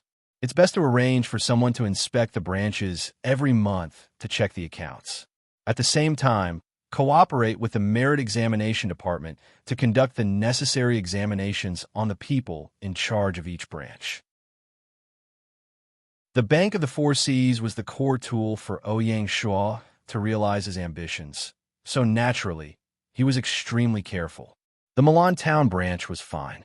The person in charge, Yang Yun, was a veteran of Shanghai County and was deeply trusted by Ouyang Shua. As for the people in charge of Black Lion Town, Xuanlong County, and Luofeng County, they were directly arranged by the Finance Department. Ouyang Shua didn't know anything about them. Thus, Ouyang Shua took the opportunity of the government meeting to remind Yu solemnly to show that he valued her. Here, Yu paid more attention to the operations of the branch than Ouyang Shua. If something happened to the Bank of the Four Seas branch, she, as the head of finance, would be the first to be implicated. After the routine report, Ouyang Shua ended the meeting. In the afternoon, his aunt, Lin Jing, came to Shanghai County again with the architectural blueprints she bought from Ouyang Shua. This time, she did not come alone. Instead, she brought along a small team of 30 people, all of whom were core members of Snow Rose. Lin Jing's visit this time was only for the blueprints. Her main purpose was to see her future niece, Song Jia, and her niece, Bing Er. She also wanted to fulfill the cooperation between Snow Rose and Shanghai County. As the archery department and the armor department got on the right track, Shanghai County's army changed their equipment in large numbers. The armory was overstocked with a large number of weapons and equipment below silver grade. There were bows, spears, swords, leather armor, and so on. In order to fill up the armory, the military department had to arrange for people to carry out routine maintenance on the equipment. Some of the equipment was seized during the suppression of bandits. Some were collected from the battlefield, and some were replaced with the original equipment given by the system when soldiers changed their class. There was a huge number of equipment. Ouyang Shua thought that instead of letting this batch of equipment pile up dust in the armory, it would be better to entrust the Snow Rose mercenary group to sell them to the newbie players who had just entered the game. This batch of players had been in the game for almost 3 months. They had more or less saved up some money, just enough to buy this batch of equipment. To the Shanghai County's army, this was already outdated equipment. But in the eyes of the players, it was still high-level equipment. Ouyang Shua sent a letter to his aunt about his intention to cooperate, and the two of them hit it off. That was how his aunt came to Shanghai County. Because there were too many weapons and equipment, his aunt had no choice but to bring along the 30 core players who had the most storage bags in the guild to help her smuggle them. Ouyang Shua gave the Snow Rose mercenary group 20% of the profits from selling the equipment. This meant that the higher the price they sold, the higher the profit. It was equivalent to a dealer in the real world. Moreover, this was not a one-time deal. In the future, the Snow Rose Mercenary Group would be responsible for selling the weapons and equipment that Shanghai County had eliminated. Ouyang Shuo handed the rest of the profits to the Snow Rose Mercenary Group. He asked them to set up a small courtyard in each of the 9 system royal cities as an office for Shanghai County to recruit talents for the county. In addition to recruiting lifestyle class players, they were also responsible for recruiting NPC talents who were not doing well in the royal cities. As the reputation of Shanghai County increased, it had gained some fame among the NPC community. It was not an exaggeration to say that its reputation had spread far and wide. Therefore, there was still a chance to recruit NPC talents. In addition, as the campaign progressed, more and more historical talents joined the game. These historical figures were most likely to appear in the various royal cities of the various systems. As such, in order to recruit these talents, Ouyang Shuo had to show his name. Otherwise, even if others wanted to come, they would not be able to do so. Ever since the Yin-Huang Alliance was established and showed hostility towards the Shanghai Alliance, Ouyang Shuo had decided to change his low-key style of doing things. Instead, he began to use Shanghai County's fame to recruit talents. The Chinese were particular about the golden mean. Going too far was as bad as not going far enough. In the past, Shanghai County had been too conservative. Although it had successfully created a mysterious image and helped Ouyang Shuo avoid possible disasters in the real world, it had also resulted in the loss of many talents. Now, with the interstellar migration, not only was there no need to worry about personal safety, but there was also a deep reshuffle in the world. Since Ouyang Shuo wanted to achieve his ambitions and make a name for himself on Planet Hope, he could not continue to hide behind the scenes.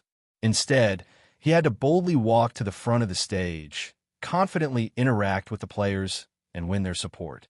In his previous life, Ouyang Shuo had been betrayed by his brothers. However, he could not be once bitten, twice shy. Because he had been betrayed before, he was filled with wariness and distrust towards all players. Think about it. If a chess player did not even dare to touch a chess piece, wouldn't that be a joke? If that was really the case, even if Shanghai County had the advantage of being reborn, Ouyang Shuo would still have the mentality of commoner. He had not truly grown up and had not truly gained experience. When he returned to the real world, he would still hit a wall. Therefore, what Ouyang Shuo had to do was to learn from his previous life's lessons. He would not easily trust others and would not foolishly leave his back to others. He would not completely expose his trump card to others, and he would not ignore the greedy side of human nature. Players were chess pieces that moved on the chessboard according to Ouyang Shuo's will. As long as Ouyang Shuo could improve his understanding, he would not have to worry about repeating the same mistakes. Greed was not scary, but uncontrollable greed was scary. Many talented players in the game actually wanted to settle down in Shanghai County. This was because the core positions in territories like Handan County had long been controlled by internal personnel. Even if ordinary players went there, they would not be able to be trusted or put in an important position. On the contrary, Shanghai County was more suitable for them to display their talents. The hidden danger of recruiting talents was being infiltrated by spies. Ouyang Shuo was not worried that spies would take the opportunity to spy on Shanghai County. This was because regardless of whether it was the military workshop in the East District, the military factory in the cave, the North Twilight Salt Field, or the Wolf Mountain Mine, they were all out of sight of the players. They were strictly guarded, and ordinary players could not enter at all. The military and political higher-ups in Shanghai County were still NPCs. Even 5-foot and 9-dash line were in charge of specific tasks and were not part of the management of Shanghai County. Therefore, Shanghai County, which had established a complete system, was not a place that could be infiltrated easily. Ouyang Shuo brought his aunt and the others to Shanghai County's armory. When the armory guard opened the door, they saw the neatly arranged weapons and equipment inside. There were rows of longbows, piles of swords, and bundles of leather armors. The members of Snow Falling Rose Mercenary Group felt a little dizzy.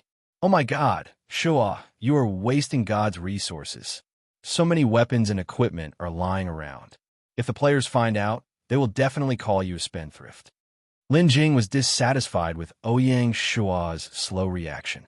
Ouyang Shua shook his head with a bitter smile. That was his aunt. What else could he say? His aunt ordered the members she brought to check the equipment and make a list. After checking with the officials of the military office, they kept the equipment in their storage bags. As for herself, she ran to the premium section of the armory to choose the equipment. Ouyang Shua had once said that his aunt could choose the equipment in the armory for free. She would not waste it. Lin Jing only stayed in Shanghai County for an afternoon. She chatted with Song Jia for a while, and then returned to Jianya with more than half of the armory. To be continued. Chapter 220. Before Lin Jing left, she gave Ouyang Shua the blueprints of the Bell and Drum Tower, the Confucian Temple, and the Martial Temple, which she had spent 3,000 gold coins to buy. Ouyang Shua turned around and handed them over to Bai Nanpu. He asked him to transfer them to the construction department and urged them to hurry up with the construction.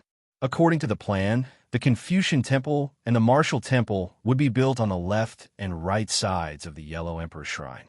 As for the Bell and Drum Towers, they would be built in front of the Black Tortoise Gate at the southernmost end of the commercial street. Once the Bell and Drum Towers were completed, they would become another landmark of Shanghai County. On the 26th of August, after 2 months of construction, the Southwest University China Hall was finally completed.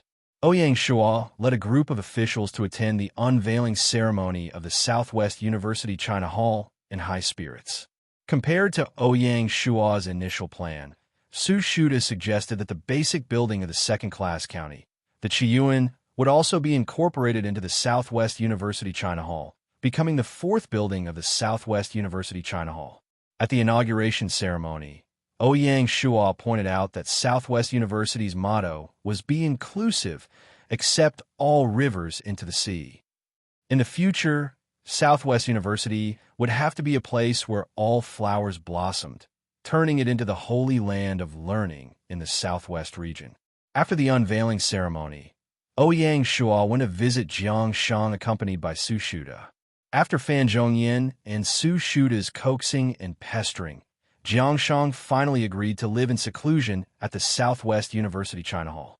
At the same time, he rejected Su Shuda's proposal to become the honorary dean of the School of Classics. It was early autumn, and the campus was filled with lush trees and fragrant flowers. In the northwest corner of the Southwest University China Hall, there was a small man-made lake called Full Moon Lake. The lake water was drawn from the inner city river, and there were lotuses growing in the lake. There was a small island in the middle of the lake called Fallen Star Island. Jiangshang lived on this island. Fallen Star Island didn't have a water corridor connecting it to the outside world. One could only reach the island by boat. The water rippled on the side of the boat, and lotus flowers bloomed.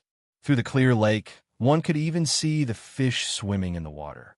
A light drizzle began to fall from the sky, and the droplets of water struck the lotus leaves with a pitter-patter. Jiangshang was already an old man in his 80s.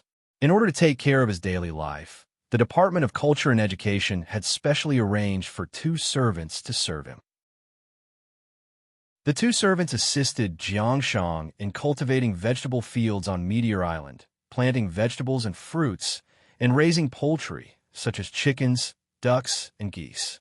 The Full Moon Lake was the best habitat for ducks and geese. After Ouyang Shua came ashore, he raised his eyes and gazed at the surroundings. The island was extremely simple and elegant. There were no carved railings or painted rafters, nor were there any precious flowers, plants, or trees. A row of low-thatched cottages stood in the middle of the island. In front of the cottages, there was a small fenced yard. The open space was filled with vegetable fields, some of which had already sprouted. Beside the small courtyard was a bamboo forest that was verdant and luxuriant. A cool breeze blew past, and the bamboo forest rustled. On the other side of the courtyard was a well. Beside the well, there was a stone. The stone was no more than half a meter tall and was in the shape of a couch. Its surface was extremely smooth. According to the servant, Ouyang Shuo often leaned on the stone to read. Under the servant's guidance, Ouyang Shuo held an oil paper umbrella and passed through the cottage courtyard to the back of the mountain. There was a small path in the forest paved with pebbles, winding into the distance. Following the pebbles, they arrived at the other side of the lake. On the shore of the lake, Jiangshang was wearing a straw raincoat and a worn-out straw hat. He was holding a fishing rod and fishing by the lake. The fish house next to him was empty, and he didn't catch anything. Ouyang Shuo wondered if this old man was playing a trick of Jiang Taigong's fishing and those who were willing to take the bait. "Great-grandfather, the Marquis is here to visit you," Su Shuda said. Jiangshang didn't move at all. He turned around and made a shushing gesture to Su Shuda, indicating that he shouldn't scare away the fish that was about to take the bait. Su Shuda had no choice but to accompany the Marquis and wait patiently. The servant was smart enough to bring a small stool and invited the Marquis to sit down. The wait lasted the entire morning. The rain was getting heavier, but Jiangshang still didn't move. He didn't say a word and held the fishing rod. He didn't change the bait for the entire morning. Ouyang Shuo was helpless. He knew that Jiangshang was determined to live in seclusion, so he could only bid farewell and leave. "Great-grandfather, I've taken the liberty to visit you. I'll take my leave now. I'll visit you again next time." Just as Ouyang Shuo turned to leave, Jiangshang suddenly said, "Marquis, during the Battle of Mai, King Wu was killed by you, right?" Ouyang Shuo's heart skipped a beat, but he said calmly, "Why do you say that?" "When I came back, I saw the Marquis's personal guards riding on horses. Strangely, the Marquis's personal guards weren't with him when he was intercepting them. Isn't that strange?" "The only explanation is that the personal guards were sent by you to intercept King Wu." Jiangshang's insight was frightening. Since he was seen through, Ouyang Shuo was calm. He looked at Jiangshang in the distance and said calmly, "That's right. King Wu was killed by his personal guards, and his head was sent to King Shang of Shang. If you've decided to live in seclusion because of this, I have nothing to say. Farewell." From this moment on, Ouyang Shuo completely gave up on asking Jiangshang to become an official. He was a lord and the Marquis of Lian Province. He could only act according to his heart. There was no need to feign civility for an NPC. "Sai." Jiangshang's sigh came from behind. On the 28th of August, under the mediation of Tian Wenjing, the mountain barbarians finally agreed to Ouyang Shuo's conditions. They sent 1,000 elite soldiers down the mountain to join the army of Shanhai County. The 1,000 mountain barbarian soldiers were organized into the 1st and 2nd battalions of the 3rd Brigade of the 1st Division. The battalions were led by the mountain barbarians. As soon as the 3rd Brigade was formed, it began to attack the bandits in the east under the leadership of Brigade Commander Eli. They strived to eliminate all of them within a week. At this time, the operation to eliminate the bandits in the west was coming to an end. Some of the players' territories bordering Shanhai County had also been eliminated. The vanguard of the 1st Brigade of the 1st Division was directed at the Heavenly Blade Alliance's Evernight Town. The lord of the Evernight Town, Black Cloak, turned pale with fright. He hurriedly asked for help from the Heavenly Blade Alliance. He asked his allies to send troops to help defend his territory and resist the attack of Shanhai County together. After receiving Black Cloak's request for help, Alliance Master Ba Dao and Elder Dawn Wind Waning Moon called for reinforcements. Except for Guangshui Town, which was struggling to protect itself, the other allies sent reinforcements. Ba Dao and Elder Dawn Wind Waning Moon each brought 500 troops. Gushin Town and Ishui Town each brought 300 soldiers. Together with the troops from the Evernight Town, the total number of troops reached 2,100. Just as the Heavenly Blade Alliance mobilized everyone and decided to fight to the death with Shanhai County in the Evernight Town, Shi Wansui suddenly received an order to retreat. He had no choice but to lead the 1st Brigade back to the camp. Following the expansion of the territory, the Western City Barracks also moved westward. As the bandit camps in the west were wiped out, the Western Barracks moved westward again. They set up camp on a small hill less than 10 kilometers away from the border of the territory. Ouyang Shuo naturally had his reasons for choosing to retreat. If he chose this time to fight, the Heavenly Blade Alliance's morale would be high. The two alliance masters, Ba Dao and Elder Dawn Wind Waning Moon, wanted to use a victory to unite the alliance. It would not be easy for the 1st Brigade to take down the Evernight town, which had already built a city wall. They did not have enough siege weapons. Even if they took down the town, they would suffer heavy casualties, which was not in line with Ouyang Shua's strategy. On the contrary, if they chose to surround the town and not attack, the Heavenly Blade Alliance would not dare to take the initiative to leave the town and fight the 1st Brigade. As time passed, the Heavenly Blade Alliance's reinforcements would not be able to stay here for long. In the long run, the people would be anxious. The time was not ripe yet. Ouyang Shua was waiting. He was waiting for the War Preparedness Division to produce enough scaling ladders. He was waiting for the 3rd Brigade to wipe out the bandits in the east and complete the training for new recruits. After suppressing the bandits, Ouyang Shua's main goal was still to attack the bandit strongholds and help the mountain barbarians get rid of their greatest threat. He wanted to guide more mountain barbarian tribes to leave the mountains and settle there. August 29th, Evernight Town. Shanghai County has retreated. What should we do? The person who spoke was the leader of the Gushin town. The leader of the Yishui town, Ruoshui 3000, had been feeling uneasy. Her territory was not far from the east of Shanghai County. She was worried about being attacked by Shanghai County. She said resolutely, "Since the enemy has retreated, we should go back." No. The leader in the black cloak turned pale with fright. "If you leave, what if Shanghai County attacks again? I'm sure this is not Wu Yi's plot. Even so, we can't keep wasting time like this. Why don't we just leave the town and fight the enemy?" The leader of the Gushin town was the most impatient. He felt that staying in the town was too useless. Ba Dao frowned and looked at Elder Dawn Wind and Waning Moon. He asked, "What do you think? With our current strength, giving up the advantage of the city wall and fighting outside the town is courting death. It's not like you didn't see that Shanghai County's famous heavy infantry is in the opposite army," Elder Dawn Wind and Waning Moon said helplessly. Ba Dao nodded and said solemnly, "You're right. However, there's a reason for them to go up on stage and worship the general. If they sit back and wait for death, they will eventually be defeated by Shanghai County. If that's the case, we can only ask for outside help." Elder Dawn Wind Waning Moon's face darkened. The Yanhuang Alliance has always been at odds with the Shanghai Alliance. If we can get Di Chun and the others to help, the Shanghai County will be nothing to worry about. Ba Dao was startled and spat out, "You can't. You're inviting a wolf into the house. Di Chun and the others aren't philanthropists. It's easy to invite them in, but it's hard to send them away. Aren't you afraid that they'll take over? I also don't think it's appropriate." 3,000 Ruoshui and ascending the stage, worshipping General echoed.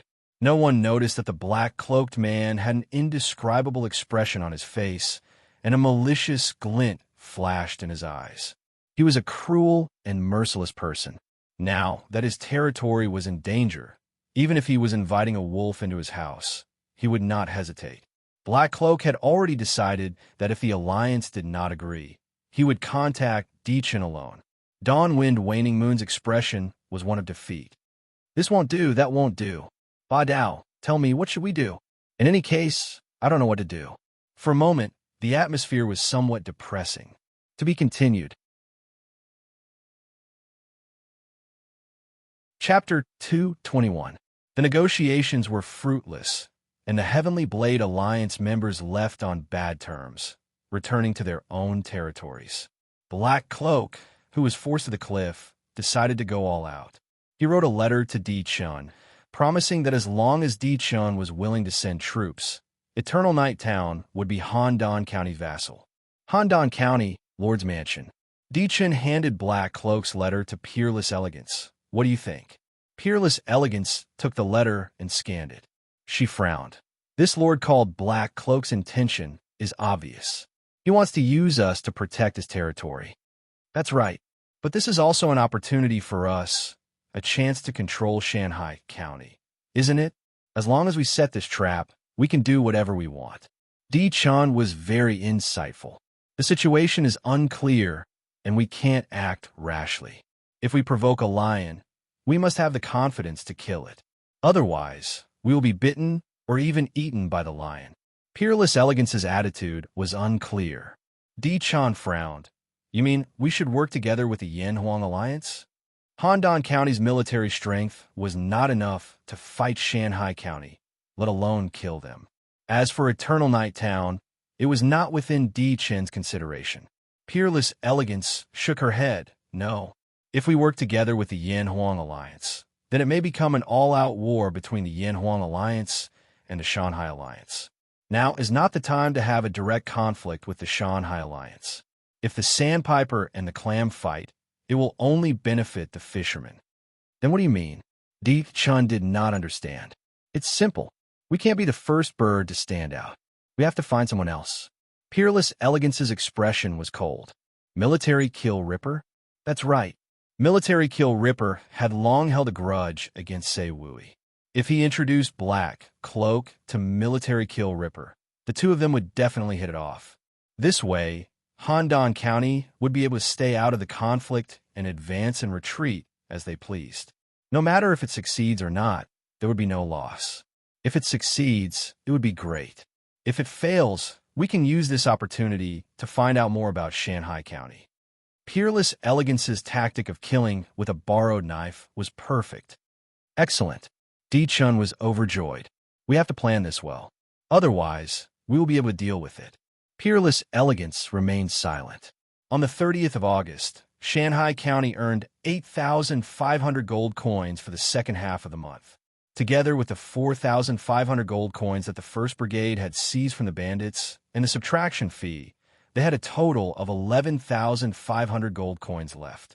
The finance department sent an official with 4,000 gold coins to Heavenfrost Town to set up a branch of the Bank of the Four Seas there. Ouyang Shuo kept 1,000 gold coins as a reserve and allocated the remaining 6,500 gold coins to the treasury. As the various projects came to an end, the project expenses must be paid in time. The amount of money allocated was far from enough. Ouyang Shuo was still hoping that after suppressing the bandits in the east, he would be able to seize a sum of money to subsidize the Finance Bureau. According to the final calculations, the construction of the Southwest University China Hall alone cost 2,000 gold coins. The 5 bridges in the city cost 500 gold coins. The roads in the city cost even more, and they were still unfinished. The total investment was definitely no less than 5,000 gold coins. As for the 3 river crossing bridges that connected Shanghai County, Pool Water County, and Yui County, the total investment was 1,500 gold coins. However, it did not need to be paid now. As the brewery and the silkworm breeding scale expanded, the financial income was getting more and more substantial. It could already bring in 500 gold coins every month. The interest income of the Bank of the Four Seas was also gradually increasing. With the benefits stacked, Shanghai County's financial income was getting better, and it needed less and less special subsidies.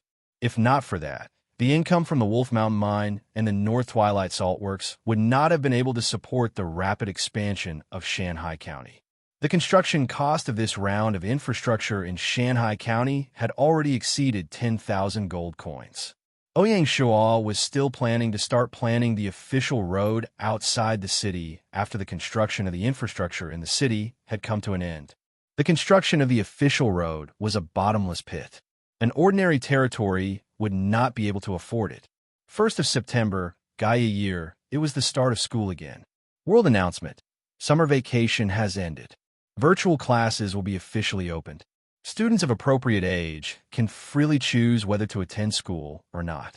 They can freely choose their own study time, progress, and subjects. Every subject will have an assessment. Students who pass the assessment will receive the corresponding credits. The level of the credits will affect the student's achievement rating. Please explore the specific content on your own. Because the player's body would be frozen in reality, it was equivalent to time being paused. If a student was unwilling to attend school, it would not affect the progress of their studies.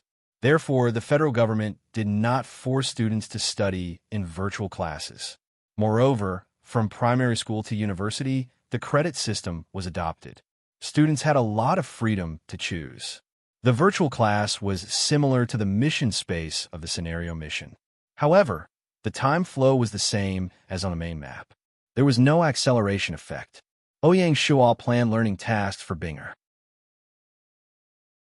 In the morning, she would learn about science and culture in the virtual class, and in the afternoon, she would be taught by a teacher at the Lord's mansion. He had already realized that the little girl had begun to enter a rebellious phase. He had to discipline and restrain her. Otherwise, he did not know how rebellious she would be when she grew up. Ouyang Shuo did not expect Binger to achieve anything when she grew up. He only wanted her to learn about sinology so that she could learn from it and develop a correct outlook on life and values. On the same day, Song Jia selected 500 in-name disciples from nearly 1,000 applicants.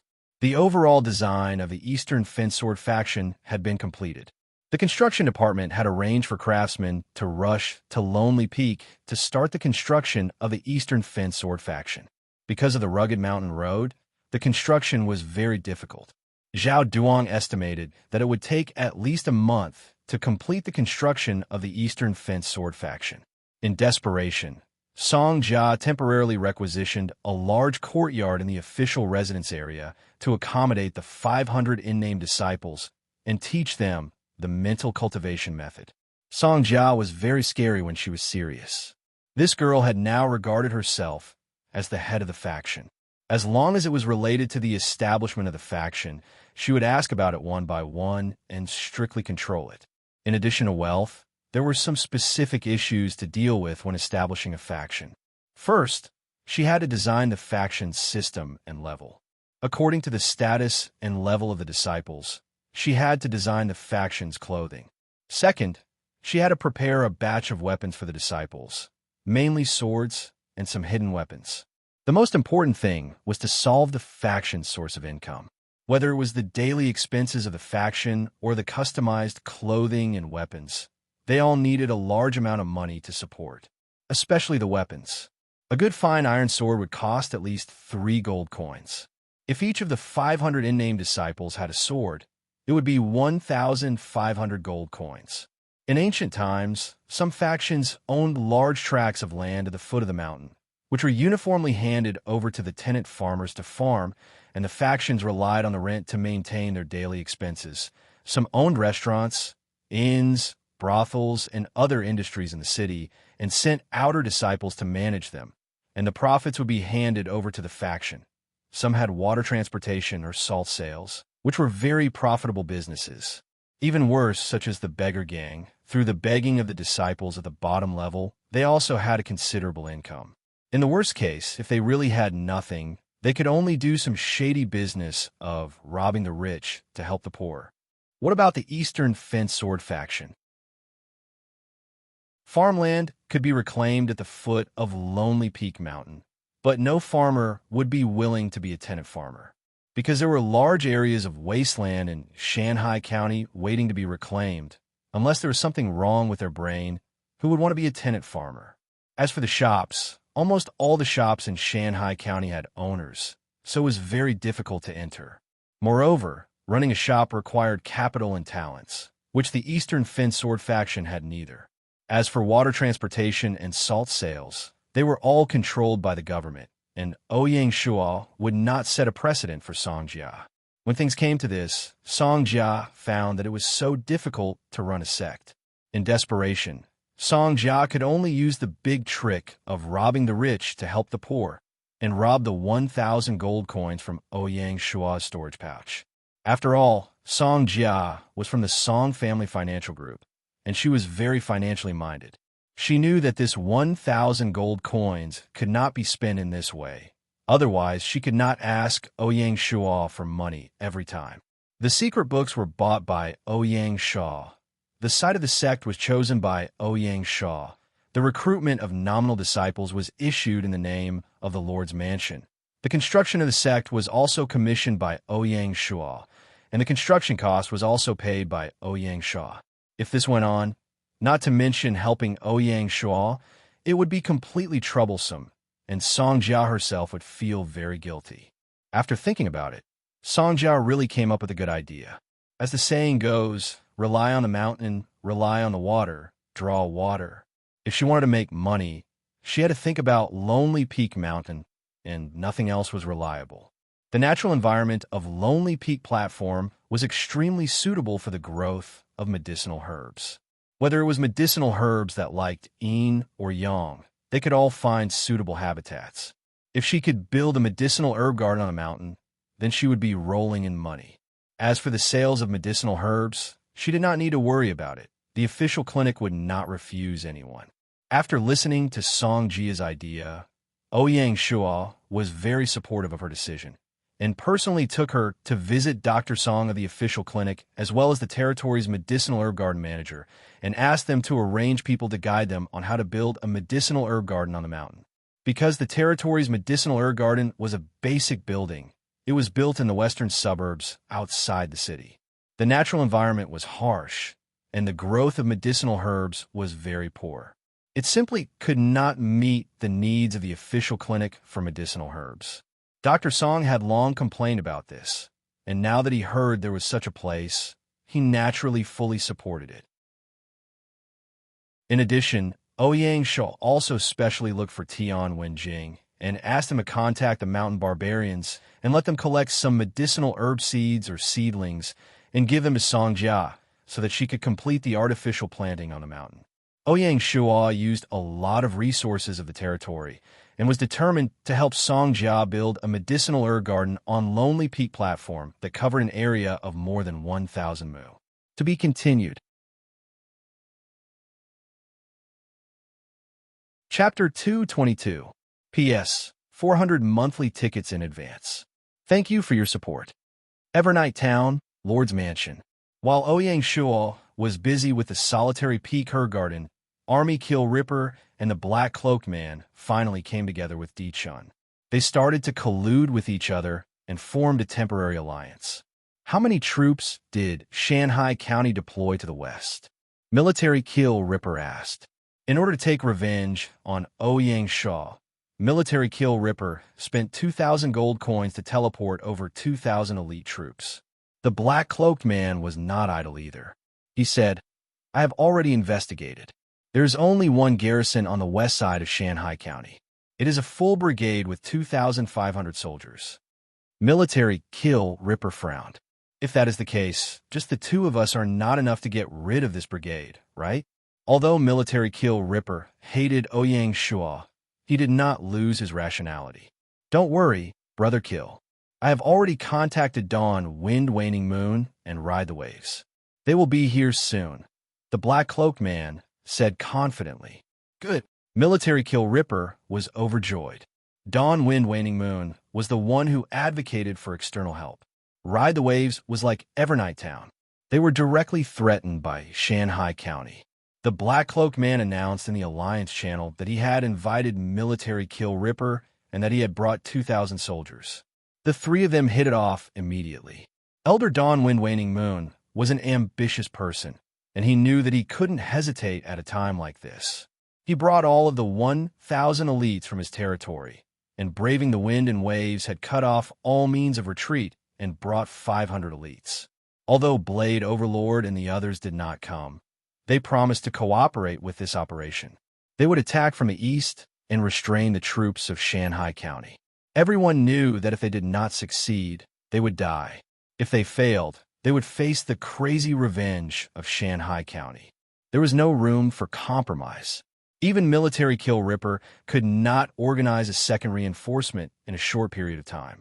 The transportation cost of 2,000 soldiers was 4,000 gold coins. It was not a small amount for Shura County. The Black Cloaked Man was also a ruthless man. In order to protect his territory, he did not hesitate to drag his allies down. On the afternoon of September 2nd, the 4,000 soldiers secretly gathered in Evernight Town. The 4,000 soldiers were mainly saber and shield soldiers and archers. There were less than 1,000 light cavalry soldiers. At 1 a.m., the army quietly set out from Evernight Town. Their target was the Shanhai County's West Barracks. The distance between the Evernight Town and the Western Barracks was less than 20 kilometers. The night was as dark as ink, and the soldiers had to light torches in order to see the road clearly. The sparks formed a wriggling fire dragon in the wilderness.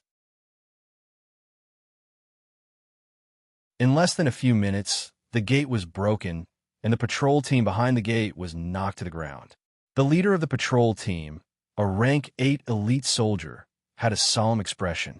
He held the long spear in his hand tightly and stood in front of the gate, shouting, "Kill!"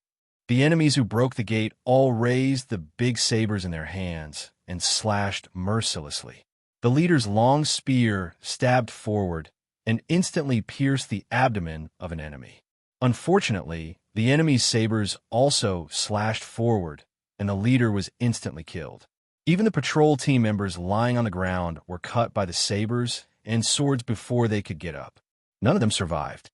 The troops that followed behind directly stepped on the patrol team's body and turned it into meat paste. The sword and shield soldiers began to divide into small groups, and like a pack of hungry wolves, they rushed towards the barracks. In the barracks, the soldiers were awakened by the sounds of killing and the alarm. Some of them had already put on their armor, but some did not have time to put on their armor. They could only hurriedly pick up their weapons and fight with the enemies that rushed into the barracks.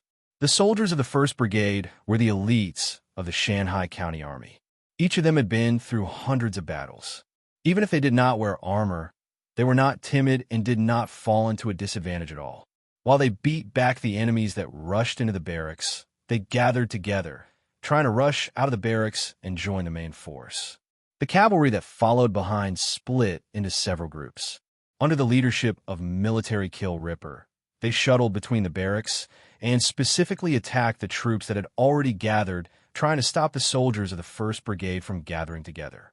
The scattered troops were immediately scattered by the cavalry and began to fight on their own. The archers that followed behind formed a formation in front of the barracks. Wave after wave of arrows were aimed at the top of the barracks and poured down mercilessly. For a moment, the 1st Brigade of Shanghai County Army was in a mess. They had a large army, but they were separated by the enemy and could not gather together. The shouts, the neighs of the war horses, the sounds of arrows piercing through the air, and the cries for help of the wounded mixed together and filled the sky above the barracks, forming a human tragedy. As a special class general, Shi Wansui was very vigilant. When the patrol team discovered the anomaly, he immediately woke up. As an experienced general, Shi Wansui did not directly run out of the barracks to see what was going on. Instead, with the help of his guards, he began to put on his armor. After putting on his armor, Shi Wansui carried his spear and walked out of the barracks. At this time, the enemy was still fiercely attacking the entrance of the barracks. When he discovered the enemy attack, Shi Wansui's first reaction was not to think about why or who the enemy was. His first reaction was to quickly gather his troops. Shi Wansui sent out all his guards to sound the alarm to assist the patrol team.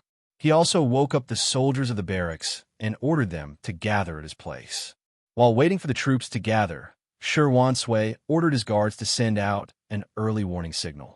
When the sentry towers along the way saw the early warning signal sent out by the Western barracks, they did not dare to be negligent and sent out the early warning signal all the way to the headquarters.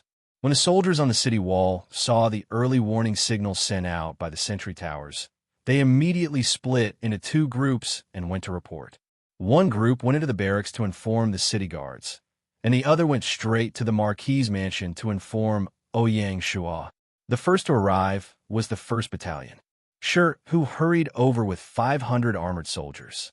The 1st Battalion was located at the back of the barracks, so they had enough time to gather their troops.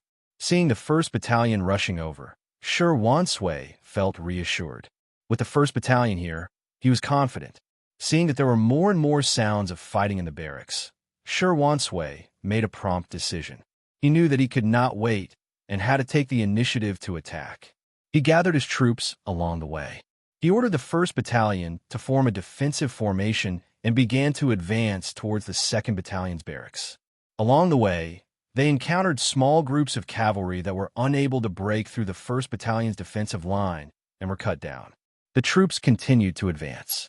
When the soldiers along the way saw the 1st Battalion, they immediately rushed out of their tents and joined up with the main army.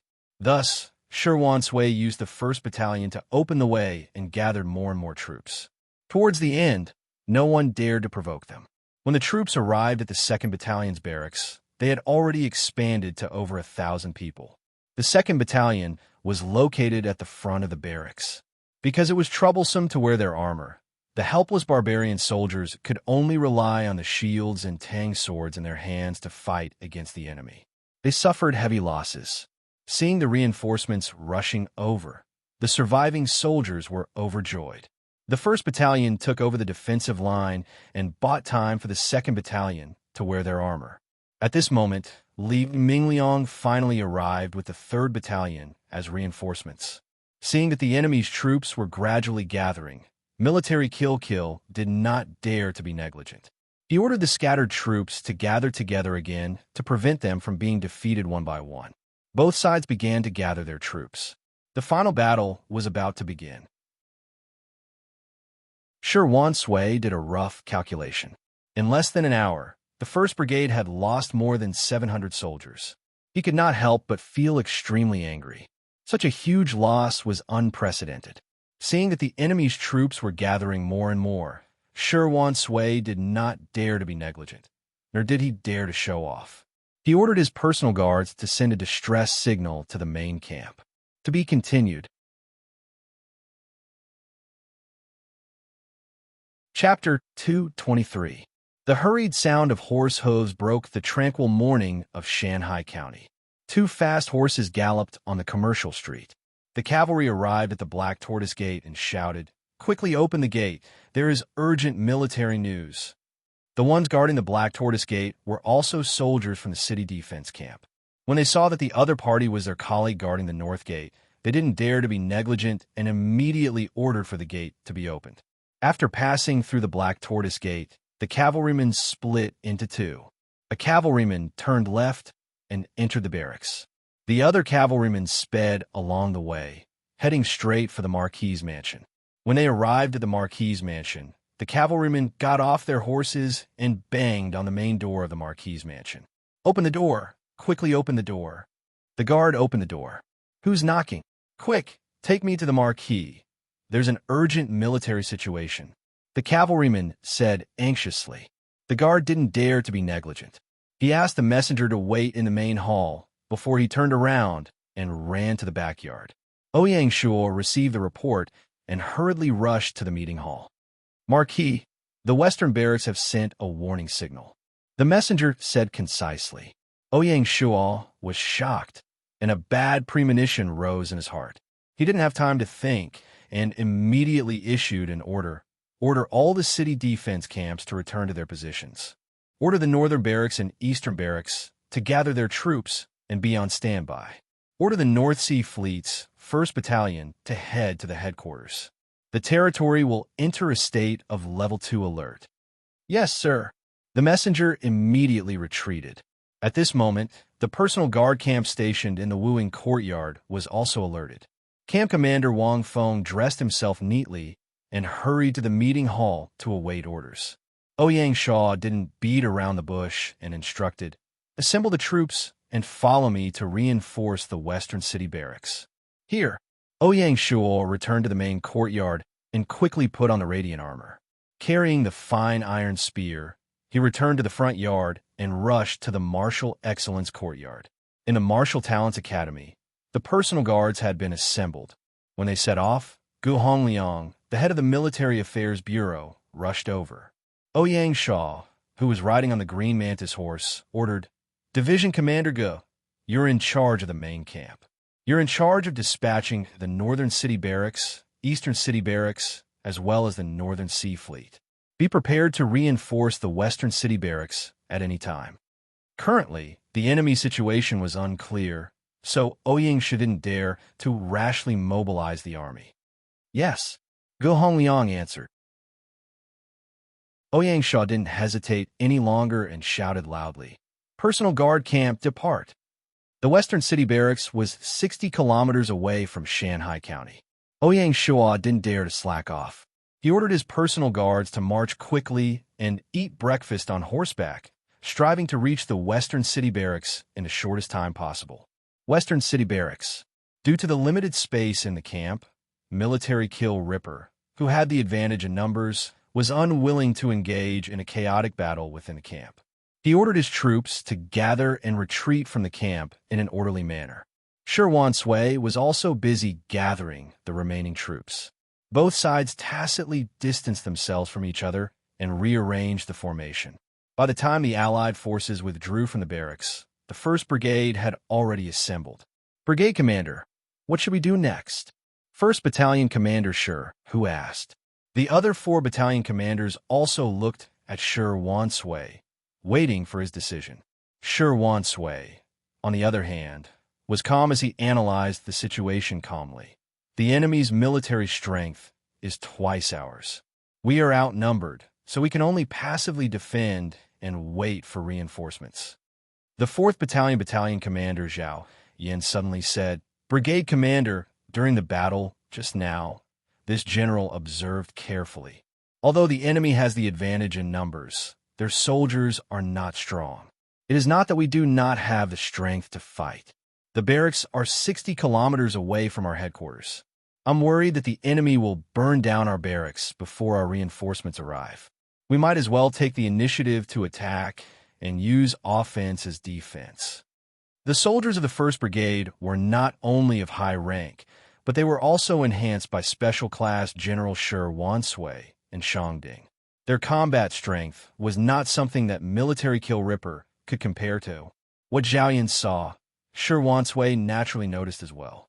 With the strength of the 1st Brigade, it was not that they did not have the strength to fight. He was just worried that if they fought head-on, it would result in heavy casualties. Brigade Commander, let's fight. This battle is too frustrating. We're being bullied right at our doorstep. Now that the morale is high, the morale of the troops can be used. Stubbornly defending and waiting for reinforcements will instead lower the morale. I'm afraid this is not a long-term strategy. The 3rd Battalion Commander Li Mingliang supported Zhao Yan's view and requested a fight. Shi Sui was stunned. He looked at the 5 battalion commanders one by one. Their eyes were already burning with the flames of war, waiting for Shi Sui's order. Shi Sui finally made up his mind. All right, then let's fight them. We cannot destroy the military strength of Shanghai County. Let the enemy see what an elite army is. Yes, all the soldiers replied in unison. The soldiers of the 1st Brigade lined up neatly and walked out of the barracks one after another. The vanguard was the 5th Battalion Archer Battalion, responsible for suppressing the enemy's long-range firepower. Behind them were the 1st and 2nd Battalions, the backbone of the Central Army. On the left was the 3rd Battalion Cavalry Battalion, and on the right was the 4th Battalion Spearman Battalion. The battle was about to start. Both sides did not hesitate and attacked each other at the same time. The 1st Brigade was backed by the barracks and took a defensive stance. When the enemy entered their firing range, the 5th Battalion was the first to show their might. Wave after wave of arrows rained down on the enemy. The tactic of Military Kill Ripper was to use the cavalry to break through the 1st Brigade's defensive line. The sword and shield soldiers behind the cavalry would then follow up with a sneak attack. The archers would provide long-range firepower support from the rear. Facing the high-speed charge of the cavalry, the 5th Battalion only had time to fire 2 rounds of arrows before they had to scatter to the sides, leaving a space in the middle for them to retreat. The 1st and 2nd Battalions at the back immediately cut in and set up their shields in front of the formation, ready to receive the cavalry's charge. This was a battle between spears and shields. The light cavalry was like a torrent, pressing towards the front of the formation with the momentum of toppling mountains and overturning seas. The barbarian soldiers could clearly see wisps of white air exhaling from the warhorses' noses. The cavalry had already raised their spears, the spearheads flashing with a threatening cold light, as if they were about to devour the enemy. Shi Hu and Shi Bao, the 2 battalion commanders, were standing at the front of the formation. They shouted in a deep voice, "Block!" "Huh!" The elite barbarian soldiers shouted in unison. They used the shields in their hands to block the cavalry charging towards them. At the same time, the Tang saber in their right hand slashed down. A white light flashed in the air as it went straight for the leg of the horse, which had the weakest defense. It was as if the cavalry had rammed into a steel wall. After breaking through the first layer, there was a second layer. After breaking through the second layer, there was a third layer. The heavily armored infantrymen who were rammed into were like iron cans that had been violently smashed by a hammer. Their shields were broken, and their armor was trampled on at a speed visible to the naked eye. The soldiers powerlessly fell to the sides and were trampled into meat paste by the cavalry that followed closely behind. Blood and flesh slowly seeped out from the completely deformed infantry armor and flowed to the ground beneath their feet. The cold and threatening spears, under the huge inertia brought about by the high-speed charge, pierced through the sturdy infantry armor and mercilessly reaped the lives of the soldiers. When they reached the third layer, the cavalry could no longer continue and no longer had the strength to attack. The steel torrent began to surround them. They stepped on the corpses of their comrades and waved the Tang sabers in their hands with a vengeful rage. One by one, the horses' legs were chopped off and they fell to the ground. The cavalry did not even have time to adjust their posture before they were cut in half by the soldiers who surrounded them.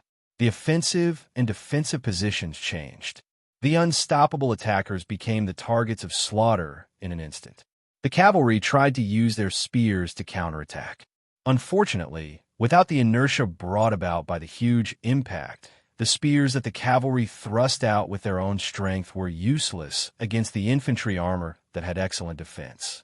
When the heavily armored infantrymen trapped the enemy cavalry, the battalion commander of the 3rd Battalion, Li Mingliang, finally began to move. He pulled out his Tang saber and swung it forward with force. He shouted, "Cavalry battalion, charge! Kill!" Countless of Tang's sabers were unsheathed, releasing a threatening, killing intent. The cavalry battalion moved to the left, suddenly bypassing the enemy's blade and shield soldiers and pierced through the enemy's back. At the back of the Allied army, the archers who were not prepared at all could only shoot out a wave of arrows before they were pierced through by the cavalry on green beetle horses. The archers who were only wearing simple leather armor were unable to stop the cavalry's charge. The 3rd Battalion wantonly pierced through the archers. The Tang sabers in the cavalry's hands released a bloodthirsty roar.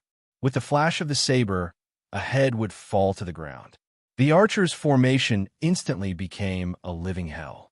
The enemies did not even have the time to scream before they were killed in one slash. The cavalry battalion was like a highly efficient reaper, mercilessly reaping the lives of the enemies. The heads that were chopped off rolled all over the ground and were then stepped on by the war horses, sinking into the mud.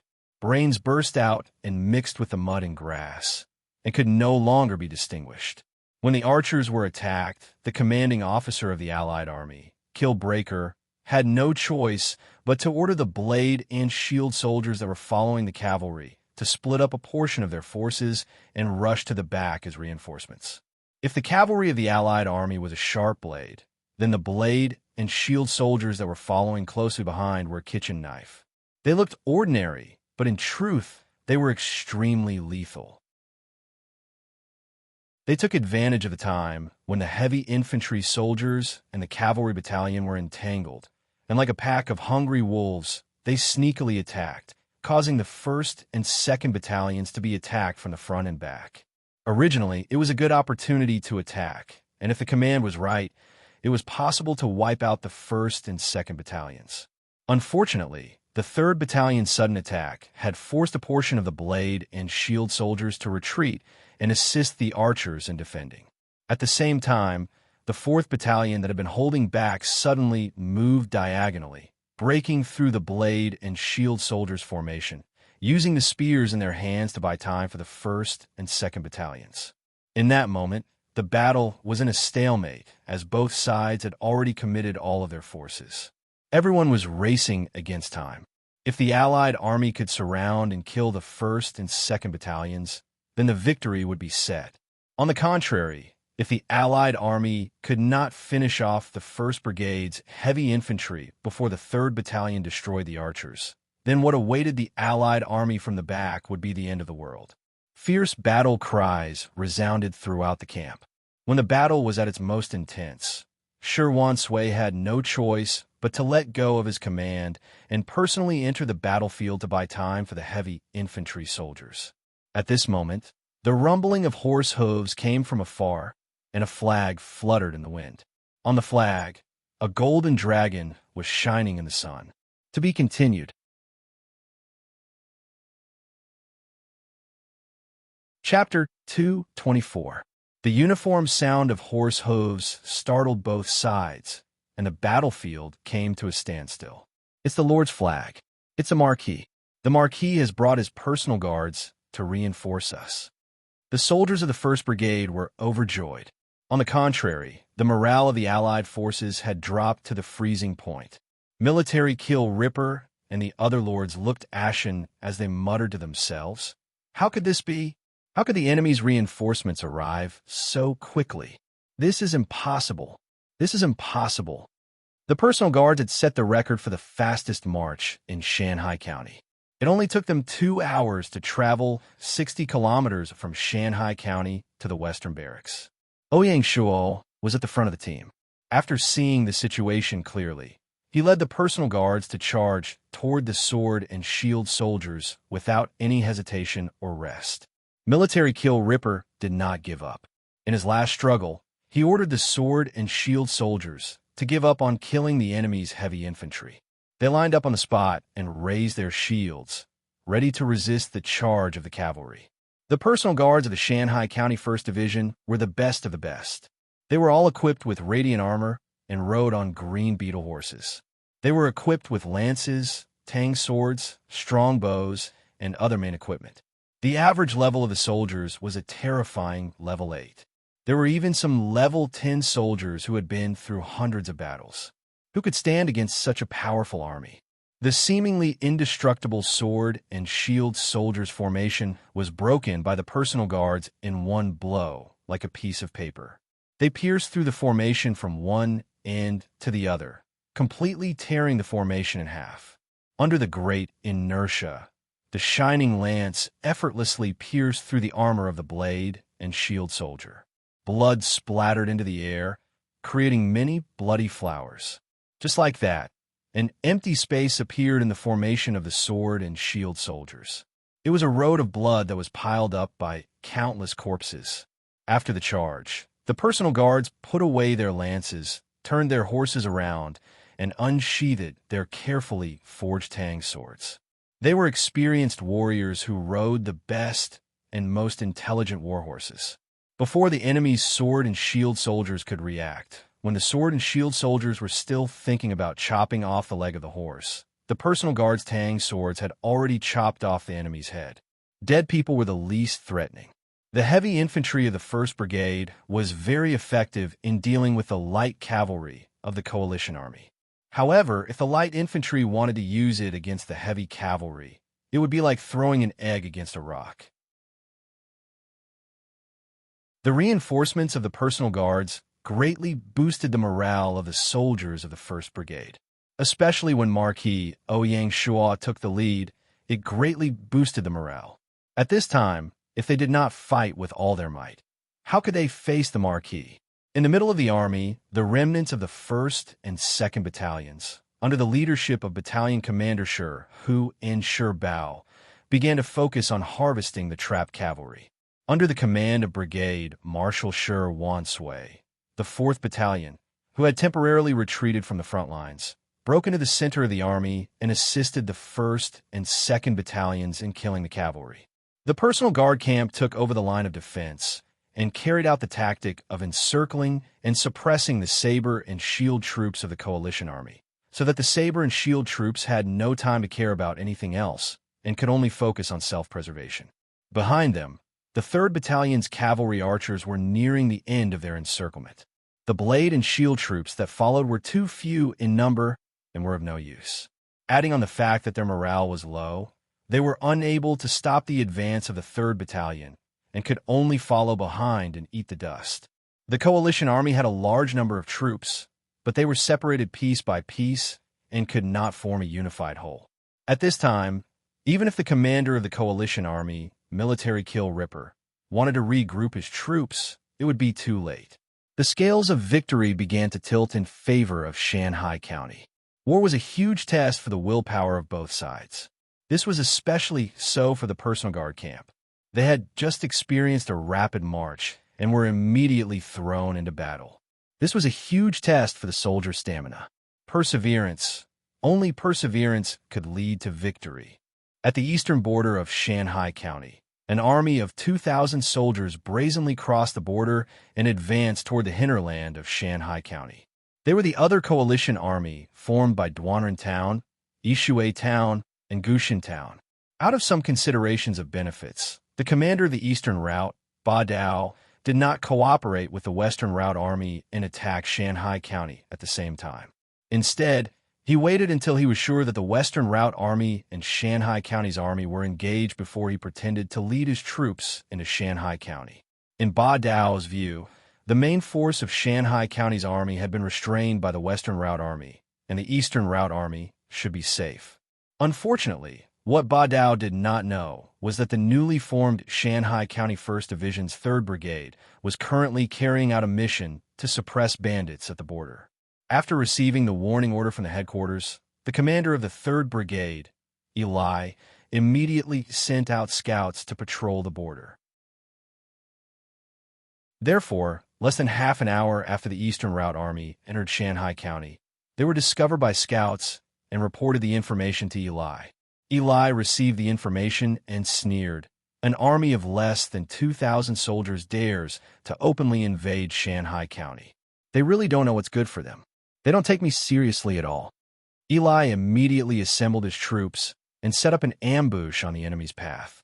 Eli knew that the 3rd Brigade had just been formed, and all of them were new soldiers. This was especially true for the barbarian warriors of the 1st and 2nd Battalions. They had only been formed for 5 days, and not only were they not equipped with infantry armor, they had not even fought a single battle. Therefore, although the 3rd Brigade had the advantage in numbers, Eli was not stupid enough to fight the enemy head-on. At the same time, he also reported the news of the eastern route to the headquarters in a timely manner. Gu Hongliang, the commander of the Military Affairs Bureau, who was in charge of the headquarters, first received the information from the eastern barracks and then the distress signal from the western barracks. After confirming that there was no movement on the grassland for the time being, Gu Hongliang decisively ordered the 2nd Brigade's 1st Battalion to reinforce the western barracks, the 2nd Battalion to reinforce the eastern barracks, and the 3rd, 4th, and 5th Battalions to remain in the northern barracks and continue to monitor the grassland. The reinforcement of the 2nd Battalion gave Eli more confidence to swallow the Eastern Route Army in one go. Just as the 3rd Brigade, under the leadership of Brigade Commander Eli, was preparing to ambush the Eastern Route Army, the battle outside the Western Barracks had entered a white-hot stage. The first to break the stalemate was the 1st Brigade's 3rd Battalion. The Avenging Knights resolutely defended the honor of the Shanghai County Army with their tang knives and launched a frenzied massacre against the archers of the Allied Army. When more than half of the archers of the Allied Army were slaughtered, the soldiers no longer had the courage to resist and fled. Even the sword and shield soldiers who came as reinforcements gradually lost the courage to resist under the lead of the archers and fled in all directions. Li Mingliang, the commander of the 3rd Battalion, was not going to let them go. The scattered deserters were everywhere, and the cavalrymen chased after them as if they were chasing a group of prey that was on the verge of death. Every cavalryman of Shanghai County was equipped with a hornbow. The soldiers rode on their horses and continued to reap the lives of their enemies with the bows and arrows in their hands. The arrows shot out from the strong bows made clear, ear-piercing sounds. Like life-death talismans, they pierced through the enemy's armor, flesh, and bones, spinning as they shot into the enemy's internal organs and bones, creating muffled sounds. The wilderness stretched as far as the eye could see, and there was simply no place to hide. The low weeds could not block the cavalrymen's vision at all. The cavalrymen were like a pack of hunting dogs, madly chasing after their prey. There was nothing more terrifying than watching one's companions fall one by one. The sharp arrows behind them were like a magician's trick, accurate and endless. In the end, the deserters could not run anymore. The rapid secretion of adrenaline had drained their last bit of strength. The soldiers were already in despair, so they stopped running and raised their hands to surrender. Surrendering was like a plague. Once it was ignited, it would be unstoppable. Following closely behind the 3rd Battalion were the 1st and 2nd Battalions. They were the trump card of Shanghai County. They were equipped with the most advanced infantry armor. They came from various mountain barbarian tribes and were the bravest warriors of the tribes. Mountain barbarian warriors regarded honor as their lives and could not be desecrated. But today, because of the enemy's shameful sneak attack, the soldiers of the 2nd Battalion suffered an unimaginable defeat. If the 1st Battalion had not come to reinforce them in time, the 2nd Battalion would have been defeated by the enemy. The lost honor and the humiliation could only be washed away on the battlefield with the blood of the enemy. The soldiers of the 1st and 2nd Battalions were as close as brothers. They had a clear division of labor and cooperated well. 2 of them surrounded a rider. One was responsible for cutting off the leg of the warhorse, and the other was responsible for killing the rider who fell. Since the beginning of the Alliance's cavalry, they had never encountered such a difficult opponent. It was as if they had plunged into a quagmire made of iron. No matter how they charged, they would only encounter steel giants. When the iron pail began to revolve at a high speed according to a certain battle formation, it would immediately turn into a steel millstone, crushing them to death. What was even more hateful was that there was a group of bastards with spears following behind and launching sneak attacks. These shameless spear soldiers relied on the advantage of their weapons to only stab the horses and not the people. It was truly too hateful. They no longer had to look forward to victory. The cavalry that had fallen into this maelstrom only wanted to escape from the quagmire as soon as possible, to escape from this nightmare. The cavalry wanted to escape, but the mountain barbarian warriors were not willing to let them go just like that. Their bodies were not stained with the enemy's blood. Their feet were not piled with the enemy's corpses. If they did not do this, they would not be able to wash away their humiliation. If they did not do this, they would not be able to defend their honor. The soldiers wore close to 30 kilograms of infantry armor. Such a high-intensity battle made them extremely tired, but they would not think of resting. They wanted to squeeze out every last drop of their potential and give these bastards a fatal blow. The tang blades in their hands were still as sharp as before. The shields they held were still impregnable. Roar! The mountain barbarian warriors let out angry roars. This was the death sentence they gave their prey when they hunted in the tribe. Now, the target of the sentence had changed from tigers, leopards, jackals, and wolves to the enemy cavalry. The angry roars spread throughout the wilderness, shaking people's hearts. To be continued.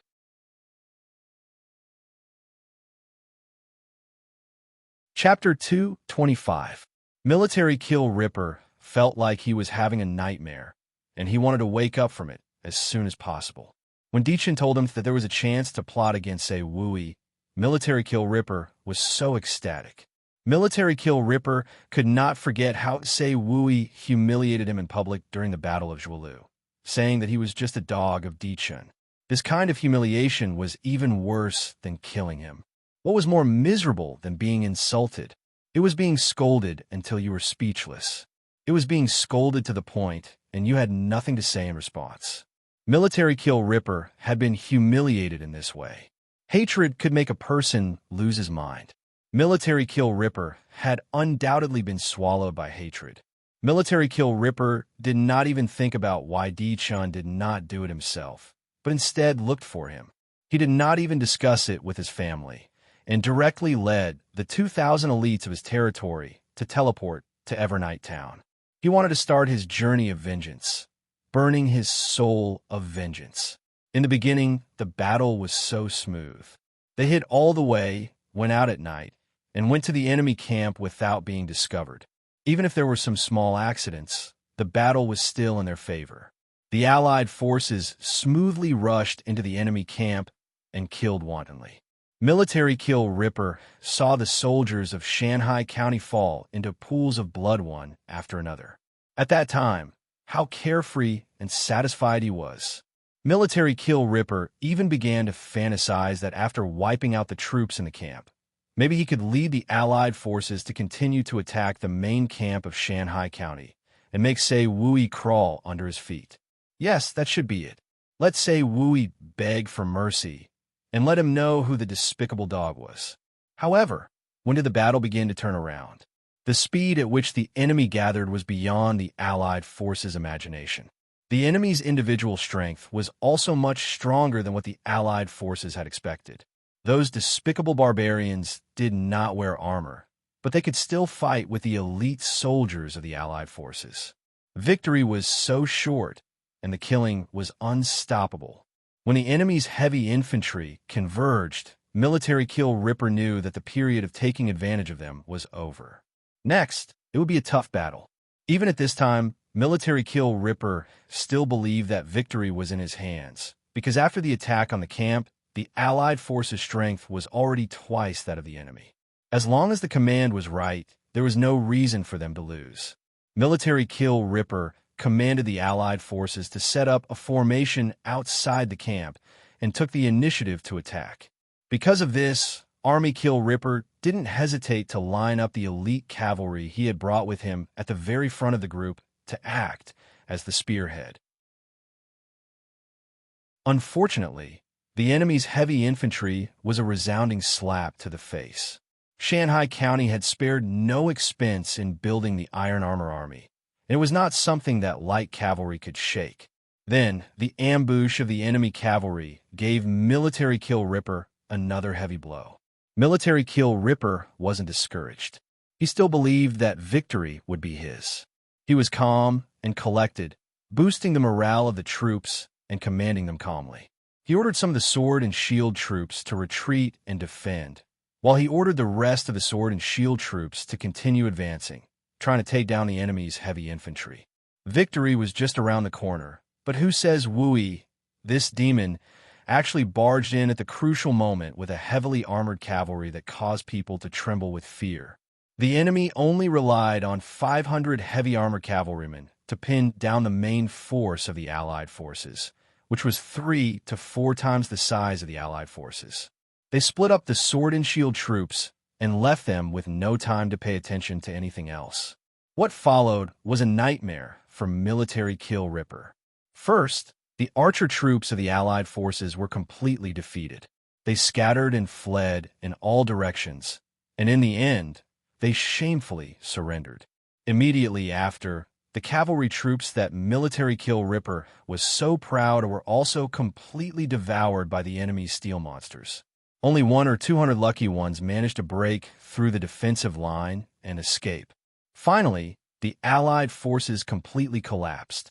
Facing the pincer attack of the enemy's heavy cavalry and heavy infantry, the sword and shield troops that had been bitterly holding on finally collapsed and surrendered. The soldiers knew very well that they, the infantry, could not escape the pursuit of the enemy's cavalry. The archer troops that had escaped were the best proof. The feudal lords had long lost all hope. After the cavalry was destroyed, they immediately fled with their personal guards. All of their courage and conviction had been completely destroyed in this battle, leaving nothing behind. They had gambled everything, but in the end, they were completely annihilated. The feudal lords were so frightened that they even forgot to inform the Eastern Allied forces of the situation on the Alliance Channel. This caused the latter to be successfully ambushed by the 3rd Brigade. Military Kill Ripper was about to look down on these cowardly bastards, but when he turned around, he realized that he was also a member of the escaping army. The escaping cavalry found their own feudal lords and escaped towards Eternal Night Town together. Ouyang Shuo was undoubtedly furious. He did not expect to be bitten by the insects that he had raised for half a year. He had never thought that he would let these feudal lords return to his territory alive. When Ouyang Shuo saw Military Kill Ripper appear in the Allied forces, He knew that there was no longer any possibility of reconciliation between him and the Yanhuang alliance. It was either you die or I live. Ouyang Shuo let Shi Wan Sui stay behind to take care of the captives, the wounded, and the camp. He himself brought his personal guards and the 3rd Battalion of the 1st Brigade and continued to chase the enemy. On the eastern outskirts of Poolwater County, about 15 kilometers away from the border, there was a small hill. Apart from weeds, there was not even a single shrub on the hill. This was the ambush location that Eli had chosen. All the soldiers of the 3rd Brigade and the 2nd Battalion of the 2nd Brigade were lying in ambush behind the hill, waiting for the fish to take the bait. The leader of Duanren Town, Ba Dao, led the 2,000 soldiers of the Allied forces and did not meet any obstacles along the way. From time to time, they would come across 1 or 2 bandit camps. Facing the mighty army, the bandits wisely chose to be cowards. They all hid in the bandit camps and did not dare to show themselves. Because of the smooth journey, Ba Dao started to let down his guard. He did not even arrange for the vanguard to scout ahead. Brother Dao, don't you think it's strange? We've been walking for so long. Why haven't we seen a single patrolling soldier? Could it be a trap? The leader of the Gushin town felt a little uneasy. Ba Dao shook his head. You're thinking too much. Did you notice that there are still bandit camps in this area? What does that mean? It means that Shanghai County has not had the time to clear this area. Naturally, they did not arrange for patrolling soldiers. Otherwise, if we were targeted by the bandits, wouldn't we be sending ourselves to their deaths? Ba Dao's explanation was reasonable. He went up to the stage to pay his respects and thought that it made sense, so he didn't let his imagination run wild. Behind the hill, Liao Kai, the battalion commander of the 3rd Brigade's 3rd Battalion, came up to Eli and said, "Brigade Commander, they're here." Eli rode on the domineering Nyan Rakshasa and said in a deep voice, "Prepare to move." Yes. When the Eastern Allied forces reached the middle of the hill, 2 cavalry battalions, a total of 1,000 cavalrymen, suddenly appeared at the top of the hill like a group of grassland ghosts. Without the slightest hesitation, they swooped down the hill. Following closely behind the cavalrymen was the Archer Battalion of the 3rd Brigade. They set up temporary positions at the top of the hill and rained arrows down on the Allied forces at the foot of the hill. They suppressed the archers of the Allied forces and provided suppressive fire for the cavalry's charge. The rain of arrows drew beautiful arcs from the high ground and accurately landed in the area where the archers of the Allied forces were. When the arrows reached the top of the soldiers' heads, they were already falling vertically, as if they were falling from the sky. They pierced through the air and let out sharp whistles as they sank into the enemy's head or shoulder. Those who were shot in the head naturally died immediately. Those who were lucky enough to be shot in the shoulder let out painful screams. They could not even lift their entire arm. If they were not treated in time, it was very likely that they would be permanently disabled. The sudden attack caught the Allied forces off guard. They did not expect that they would be attacked at this time and place. Ba Dao was shocked and shouted in panic, get into formation quickly." The sword and shield troops in the middle turned around in panic and prepared to turn to the flank to form a line of defense for the troops. Everything was too late. Before the sword and shield troops of the Allied forces could change their formation and before the soldiers could raise their shields, the cavalry had already used the acceleration of the downhill to rush down like a hurricane. The cavalry troops that were charging at high speed formed a long line that covered the sky and covered the earth. It immediately scattered the Allied forces' formation. The soldiers at the front were forced to retreat, while the soldiers at the back were still carrying out the commander's order and rushed forward. The 2 troops clashed with each other and pushed each other, causing the army's formation to become more and more chaotic. At this moment, the 1st, 2nd, and 4th Battalions of the 3rd Brigade made a turn from the back of the hill and appeared behind the Allied forces, giving them a kick in the butt. The barbarian warriors cooperated with the spearmen to attack the enemy. The chaotic Allied forces could not coordinate at all. The command system was completely ineffective. The soldiers fought for themselves and fell into the enemy's encirclement. In the end, they were fighting alone. On the other hand, the 3rd Brigade's formation was neat and uniform. The soldiers advanced and retreated according to the rules and were decisive in killing. Coupled with the cavalry's coordination, they quickly took the initiative on the battlefield and firmly suppressed the enemy. The cavalry of the Allied forces were originally at the front of the troops, but at this moment, they were completely useless. If they charged forward, there was no one in front. If they charged backward, their path was blocked by the sword and shield troops. Suddenly, the cavalry commander had an idea and ordered the troops to charge up the hill, preparing to kill the archer battalion on the hill. It was easy to go down the hill, but difficult to go up. The archer battalion on the hill was not afraid at all. They aimed at the cavalry and fired volleys after volleys. The archer battalion commander was calm and collected. He ordered the soldiers to focus on shooting the warhorses. The warhorses that were shot fell to the ground in pain, blocking the cavalry's path and affecting the cavalry's advance. The archers shot 3 volleys of arrows on the short journey up the hill. The cavalry suffered heavy losses. Less than 200 of the 500 cavalry were left. The cavalry finally charged up the hill with great difficulty. Just as they were about to reap the fruits of victory, a fierce general suddenly appeared in front of the archer battalion, riding a ferocious beast covered in dark green scales. To be continued.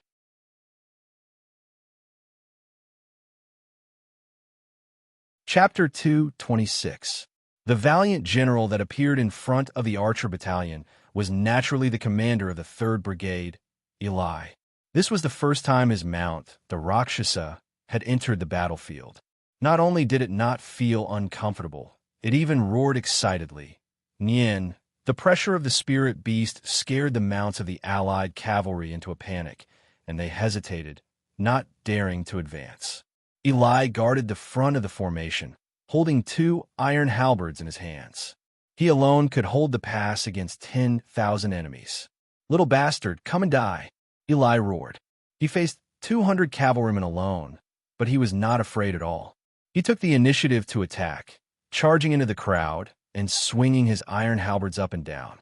Each iron halberd weighed 20 kilograms, but it was as light as a feather in Eli's hands. It was like a death hook from hell. Every time it swung, hooked, or stabbed, it could take at least 1 life, making the enemy tremble in fear. Eli's moves were powerful, efficient, and fatal. In an instant, blood and flesh flew everywhere. Cooperating with its master, the Rakshasa activated the blood massacre and charge skills. A murderous aura spread out, scaring the cavalry mounts so much that their legs turned to jelly. Some of the weaker warhorses directly knelt on the ground. The Rakshasa's charge was so powerful that it directly sent the cavalrymen and their horses flying. Its 2 horns were also sharp weapons. With 1 thrust and 1 thrust, it could easily pierce through the warhorses' chests. The scene was very bloody.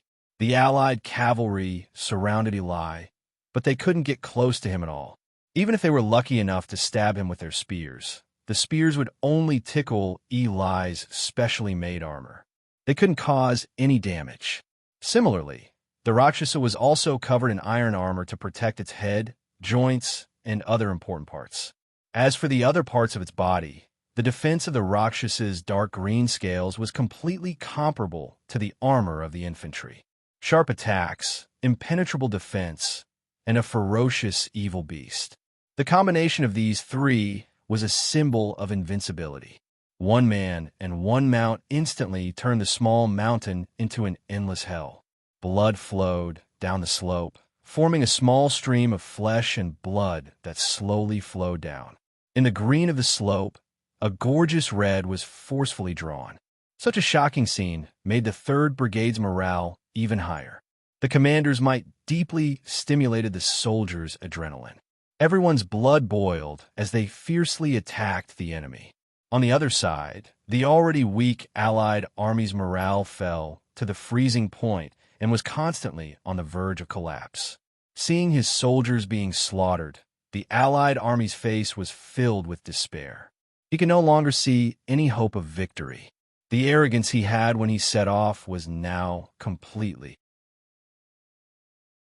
At the crucial moment, Blade Tyrant actually abandoned his troops and left the battlefield with his 10 personal guards. He turned around and fled to the east. Seeing the commander escape, the Allied army, he had no choice. Seeing that their commander had fled, the soldiers lost all will to fight and fled with him. The generals on the stage were dumbfounded as they watched Ba Dao escape. They simply couldn't believe their eyes. He could not understand why Ba Dao, who was usually so righteous, would be so cowardly and make such a low-level mistake. Looking at the chaotic situation before them, they felt powerless to ascend the stage. Sighing deeply, they retreated with the rest of the army. The commander was Hili Ba and Lian and Li Yuan. People would only reveal their true nature when they were forced into a corner. Ba Dao was undoubtedly such a person. At the last moment, he realized that he was not as brave as he had imagined. After escaping for 4 or 5 kilometers, Ba Dao suddenly realized that he had caused a disaster. It was too late for regrets. He wanted to go back and gather his troops again, but it was too late. Shanghai County's cavalry chased after them. Seeing that there was no hope of escape, the Allied army surrendered. Anyway, their lord had already abandoned them and escaped alone. The soldiers did not have any psychological burden. Because he had to gather the captives, he missed the best opportunity to pursue. Finally, Ba Dao managed to escape from death. In the end, he managed to escape. The other 2 lords, Ruo Shui and Wang, were not as lucky. They were caught by the 2nd Battalion of the 2nd Brigade and killed one by one while retreating. In this battle, the 3rd Brigade and the 2nd Battalion of the 2nd Brigade killed a total of 820 enemy soldiers and captured 1,180. They lost less than 200 men. It was a complete victory. Ba Dao of the East Road escaped death, but the Lords of the West Road were not as lucky as him. Military Kill Ripper and his men had not escaped the border of Shanghai County when Ouyang Shuo and the 3rd Battalion of the 1st Brigade caught up and surrounded them. Military Kill Ripper, why are you here? Ouyang Shuo asked. Military Kill Ripper raised his neck and threw caution to the wind. Why do you care? Ouyang Shuo shook his head and said with a cold smile, I don't care. I'm just afraid that someone will be used as a tool and be kept in the dark. If the black-cloaked men wanted to ask for reinforcements, their first choice would be Di Chun or Lord Chunshin. Why would it be Military Kill Ripper? Ouyang Shuo guessed that there was something fishy going on. That was why he wanted to trick Military Kill Ripper. Military Kill Ripper's expression changed. He pretended to be calm and said, Bullsh asterisk T. I just don't like you and want to kill you. It's that simple. Good. You have guts. Then I will fulfill your wish. Ouyang Shuo did not waste any more time and ordered, kill them. Yes. There was no suspense in the battle. Under the siege of the personal guard and the 3rd Battalion, no one managed to escape. They were all annihilated at the border of Shanghai County. Military Kill Ripper looked at He Wui unwillingly before he died. 2,000 elites were completely annihilated. He didn't know how he was going to explain this to his family when he returned. The only consolation was that he did not have to pay the teleportation fee. He could only comfort himself in this way. He Wui's words left a knot in Military Kill Ripper's heart. Now that he thought about it, Di Chen's actions were too suspicious. Black Cloak could already imagine what kind of ending awaited him in his territory. Thinking about the territory that he had painstakingly managed for half a year was about to be invaded by Shanghai County, he could no longer control his emotions. He cursed. You Wui, you butcher, executioner, hypocrite. You are not fit to be the representative of the civilian players. Ouyang Shuo was silent. In fact, he did not hold any grudges against the black-cloaked man and his men. If he was forced into a dead end, he would also take the risk. The winner was king, and the loser was in the wrong. Territorial wars were cruel. After eliminating the remaining enemies, Ouyang Shuo returned to the camp. When he returned to the western barracks, the camp had basically returned to order. The 2nd Brigade's 1st Battalion, under the leadership of Sun Tongjiao, had rushed to reinforce them. Unfortunately, they were too late and did not make it in time for the final battle. In the tent, Ouyang Shuo gathered all the generals and held a simple military meeting. Wan Sui reported the casualties of the troops and said in a sorrowful tone, reporting to the Marquis, the 1st Brigade lost a total of 1,100 people in this battle. Almost half of them are injured or dead. The 2nd Battalion suffered the heaviest casualties. There are less than 100 people left in the entire battalion. They have been completely destroyed and need to be rebuilt. After the report, Wan Sui took the lead and knelt in the tent. He said in a deep voice, "The 1st Brigade suffered heavy casualties. As the commanding general of the Western Barracks, I cannot escape the blame. Please punish me." The 5 battalion commanders stepped forward and knelt behind Wan Sui. "Please punish us, Marquis." The 1st Brigade suffered heavy casualties because they were not on guard and were ambushed by the enemy. With such a dereliction of duty, the generals in the camp guessed that some people would be beheaded. Ouyang Shuo was expressionless. "Get up." The generals looked at each other and knelt on the ground, not daring to get up. "What? Do you want this Marquis to personally help you up?" Ouyang Shuo's expression was strange. The generals trembled and got up, obediently standing on both sides of the tent. The defeat of this battle is not the fault of the battle. Even this Marquis did not expect that the enemy would be so desperate. You can't be blamed. Ouyang Shuo first defined the nature of this battle. Then his tone changed. However, the 1st Brigade cannot escape the blame for causing such heavy casualties. The enemy had already reached the front of the camp, and you still did not notice it. You are too slow. The entire brigade must reflect on this. You must not be spoiled. Don't think that you can sleep peacefully in the territory. Yes, the generals were ashamed. The military has clear rewards and punishments. Those who contribute will be rewarded, and those who make mistakes will be punished. You can be spared from death, but you cannot escape punishment. Wan Sui will be fined half a year's salary, and the 5 battalion commanders will be fined 3 months' salary. Ouyang Shuo announced the punishments. "Thank you, Marquis, for your mercy." Following that, Wan Sui began to introduce the situation of the captives. Reporting to the Marquis, "We have captured 320 enemy archers, 1,260 saber and shield soldiers, and 54 cavalry. That's a total of 1,634 people." Ouyang Shuo nodded. "Hand over all the captives to the Military Affairs Office and temporarily place them in the reserves. As for the replenishment of the 1st Brigade soldiers, we will do so after the operation ends." Operation? Wan Sui could not understand. "That's right. Since the enemy dared to provoke us, they must pay the price in blood.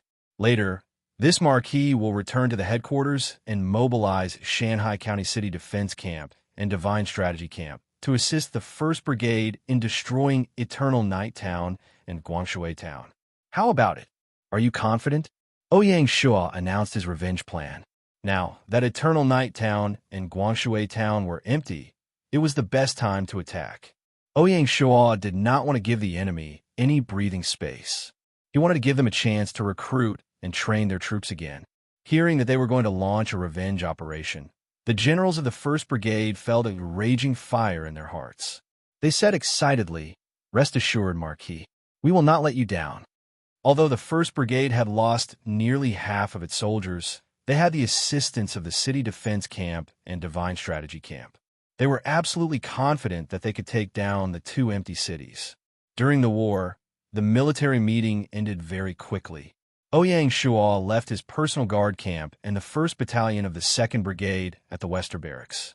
He took 10 personal guards and hurried back to Shanghai County. To be continued.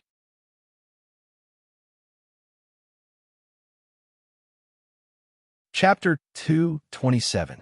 By the time he returned to Shanghai County, it was already 4 in the afternoon. Ouyang Shuo did not rush back to the Marquis' residence.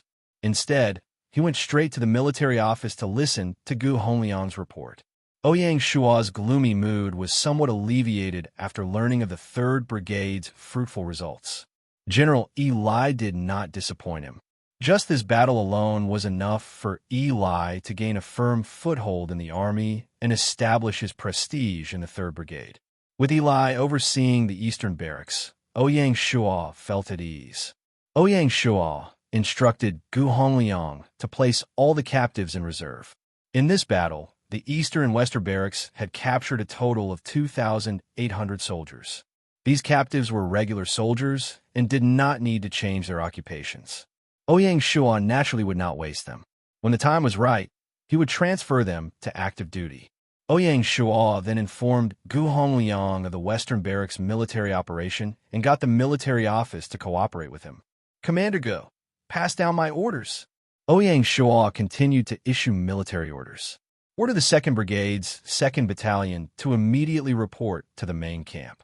Order the Poole Water County City Defense Camp to assist the 3rd Brigade in moving east to eliminate Ishui Town and Gushan Town. The Divine Arms Battalion will split into 2 groups to assist the Western Barracks and the Eastern Barracks in completing this mission. Ouyang Shuo was truly enraged this time. He did not want to give the enemy any chance of survival. Yes, after leaving the military office, Ouyang Shuo rushed to the barracks in the city without stopping. He found the Divine Arms Battalion commander, Wang Yuanfeng, and gave him some instructions before returning to the Marquis's residence. The news of the battle had already spread throughout the territory. The moment Ouyang Shuo returned, the residents immediately became lively. Song Jia and Ing had been worried about Ouyang Shuo's safety. Now that they saw him return safely, they could finally relax. Ouyang Shuo gave a simple report of the battle in Shanhai County to his allies through the Alliance Channel, reminding them to take precautions to avoid encountering any troublemakers in the territory. Through this battle, Ouyang Shuo realized that the territory's early warning of the borders was far from enough. After the territory expanded, they did not build any sentry towers at the borders, which gave the enemy an opportunity. Military kill Ripper is really shameless. He tried to gain an advantage only to end up worse off. The Siege Lion condemned. Wui, is this the actions of military kill Ripper alone, or is the Yin Huang alliance behind this? Baihua asked. Ouyang Shuo shook his head and said, baseless guesses are meaningless. Let's wait and see.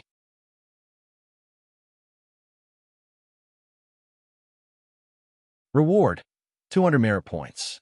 System notification: congratulations to player not wearing anything for conquering Guanshui Town. Reward: 200 merit points. System notification: congratulations to player not wearing anything for conquering Solid Mountain Town. Reward: 200 merit points. The territories of the 4 allies of the Heavenly Blade Alliance were breached one after another, causing Dawn Wind, Waning Moon, and Overlord Blade to be anxious. The only consolation was that their territory was too far away from Shanhai County, so there was nothing to worry about for the time being. The defeat of the Allied forces in the western route was sufficient proof that even if they asked for help, they would not be able to fight against the powerful Shanhai County. Instead, it would attract even crazier revenge from not wearing. They could have survived in Eternal Night Town for a period of time, but now they had no choice but to retreat early. On the night of the 6th of September, the Expeditionary Army arrived at the outskirts of Tianfeng Town. Ouyang Shuo was prepared to give them a taste of their own medicine, launching the attack at dawn the next day.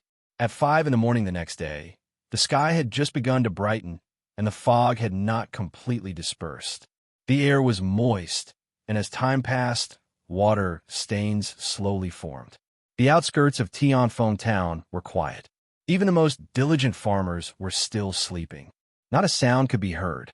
The clattering of hooves suddenly rang out, breaking the silence of the outskirts. The sound of hooves woke up the farmers who had settled outside the town. A middle-aged farmer opened the courtyard door, muttering to himself. When he raised his head and saw the cavalry passing by, he could not help but be dumbfounded. He was so frightened that he quickly hid in his house. Father of the child, who is outside? The person in the house asked. Shoo, don't make a sound.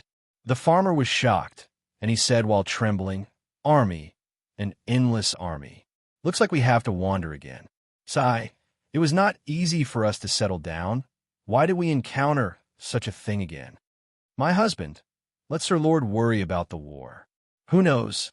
Maybe we can win the war. Woman, what do you know? Wang Wu's son next door, the one who joined the army. 3 days ago, He went to war with the feudal lord and never came back. I heard that the territorial army was defeated outside, and none of the children they brought back came back alive. The farmer was obviously not as optimistic as the woman. What should we do? The woman turned pale with fright. What else can we do? Hurry up and pack up, prepare to run. At 6 o'clock in the morning, an orange-red sun slowly rose from the eastern horizon. The fog began to disperse, and the small town that had slept for the night gradually woke up. At this moment, the army was less than 2 kilometers away from Tianfeng town city wall. The patrolling guards on the city wall saw the approaching army from afar and couldn't help but turn pale with fright and hurriedly sounded the alarm. The ear-piercing alarm broke the peaceful atmosphere of the town, and the guards in the town rushed out of the barracks and rushed to the city wall. A horse galloped through the town streets, and a knight shouted, "Out of the way! Quickly out of the way!" The knight stopped in front of the feudal lord's mansion and didn't even have time to count the horse, and hurriedly ran into the mansion, shouting as he ran, "Urgent military news! Urgent military news!" The feudal lord of Tianfeng town, Dawn Wind Waning Moon, hurriedly rushed from the backyard to the meeting hall and shouted, "What's the situation?" "Reporting to my lord, several thousand cavalrymen have appeared outside the town, and they have come with ill intentions." "What? Say it again." Dawn Wind Waning Moon was so scared that he dropped the teacup he had just picked up. The knight didn't dare to be negligent and obediently repeated what he had said. Dawn Wind Waning Moon sat down on a stool, and he was in a daze, mumbling to himself, "If the heavens want me dead, how can I say that I have no clothes? I didn't expect you to be so ruthless, actually chasing me all the way here. My lord, what should we do next?" Dawn Wind Waning Moon was stunned, but he recovered and forced himself to calm down. "Order all the troops to defend on the city wall. They are cavalrymen, and they aren't good at attacking cities. We still have a chance." "Yes." After the knight retreated, Dawn Wind Waning Moon could no longer remain calm. He knew his own situation, and he knew that with only 300 temporarily put together guards, they wouldn't be able to stop the cavalrymen no matter what. Dawn Wind Waning Moon opened the Alliance channel, and he contacted the last ally of the Heavenly Saber Alliance, Ba Dao. "Brother Dao Dao, that demon Wei Yu Wui has attacked my territory, and I hope that Brother Dao Dao can send troops to help no matter what." Ba Dao was so scared that he shivered. His first reaction wasn't to go to help Tianfeng town, but to order the guards to investigate and see if there were any troops from Shanghai County outside his territory. "Brother Dawnwind, it's not like you don't know that the main force of Duanren town has been annihilated, and I can't do anything about it." What a joke. Ba Dao didn't dare to go to help Tianfeng town now. Dawn Wind Waning Moon was extremely angry, and he said fiercely, "Brother Dao Dao, you don't need me to explain this to you. The Black Cloak and the others have already been killed by Shanghai County, and now the only people who can rely on each other are the two of us. If you don't help me get through this, then Shanghai County's next target will be you, Brother Dao Dao." How could Ba Dao not understand what Dawn Wind Waning Moon said? However, every family had its own difficulties, so he gritted his teeth and said, "Brother Dawn Wind, don't worry. When I confirm that there are no troops from Shanghai County in my territory, I will immediately go to help Tianfeng town. What do you think?" Dawn Wind Waning Moon knew that this was the best result he could fight for, and he said bitterly, "Then I'll wait for you, Brother Dao Dao." After saying that, he turned off the Alliance channel and started to prepare for war. Dawn Wind Waning Moon knew that they definitely couldn't hold the city walls, and if they didn't want to be conquered, they had to defend the Lord's Mansion until Ba Dao's reinforcement arrived. To be continued. You're tuning in to the Warrior Lore YouTube channel. Don't forget to subscribe and join us on this journey to catch the most captivating stories.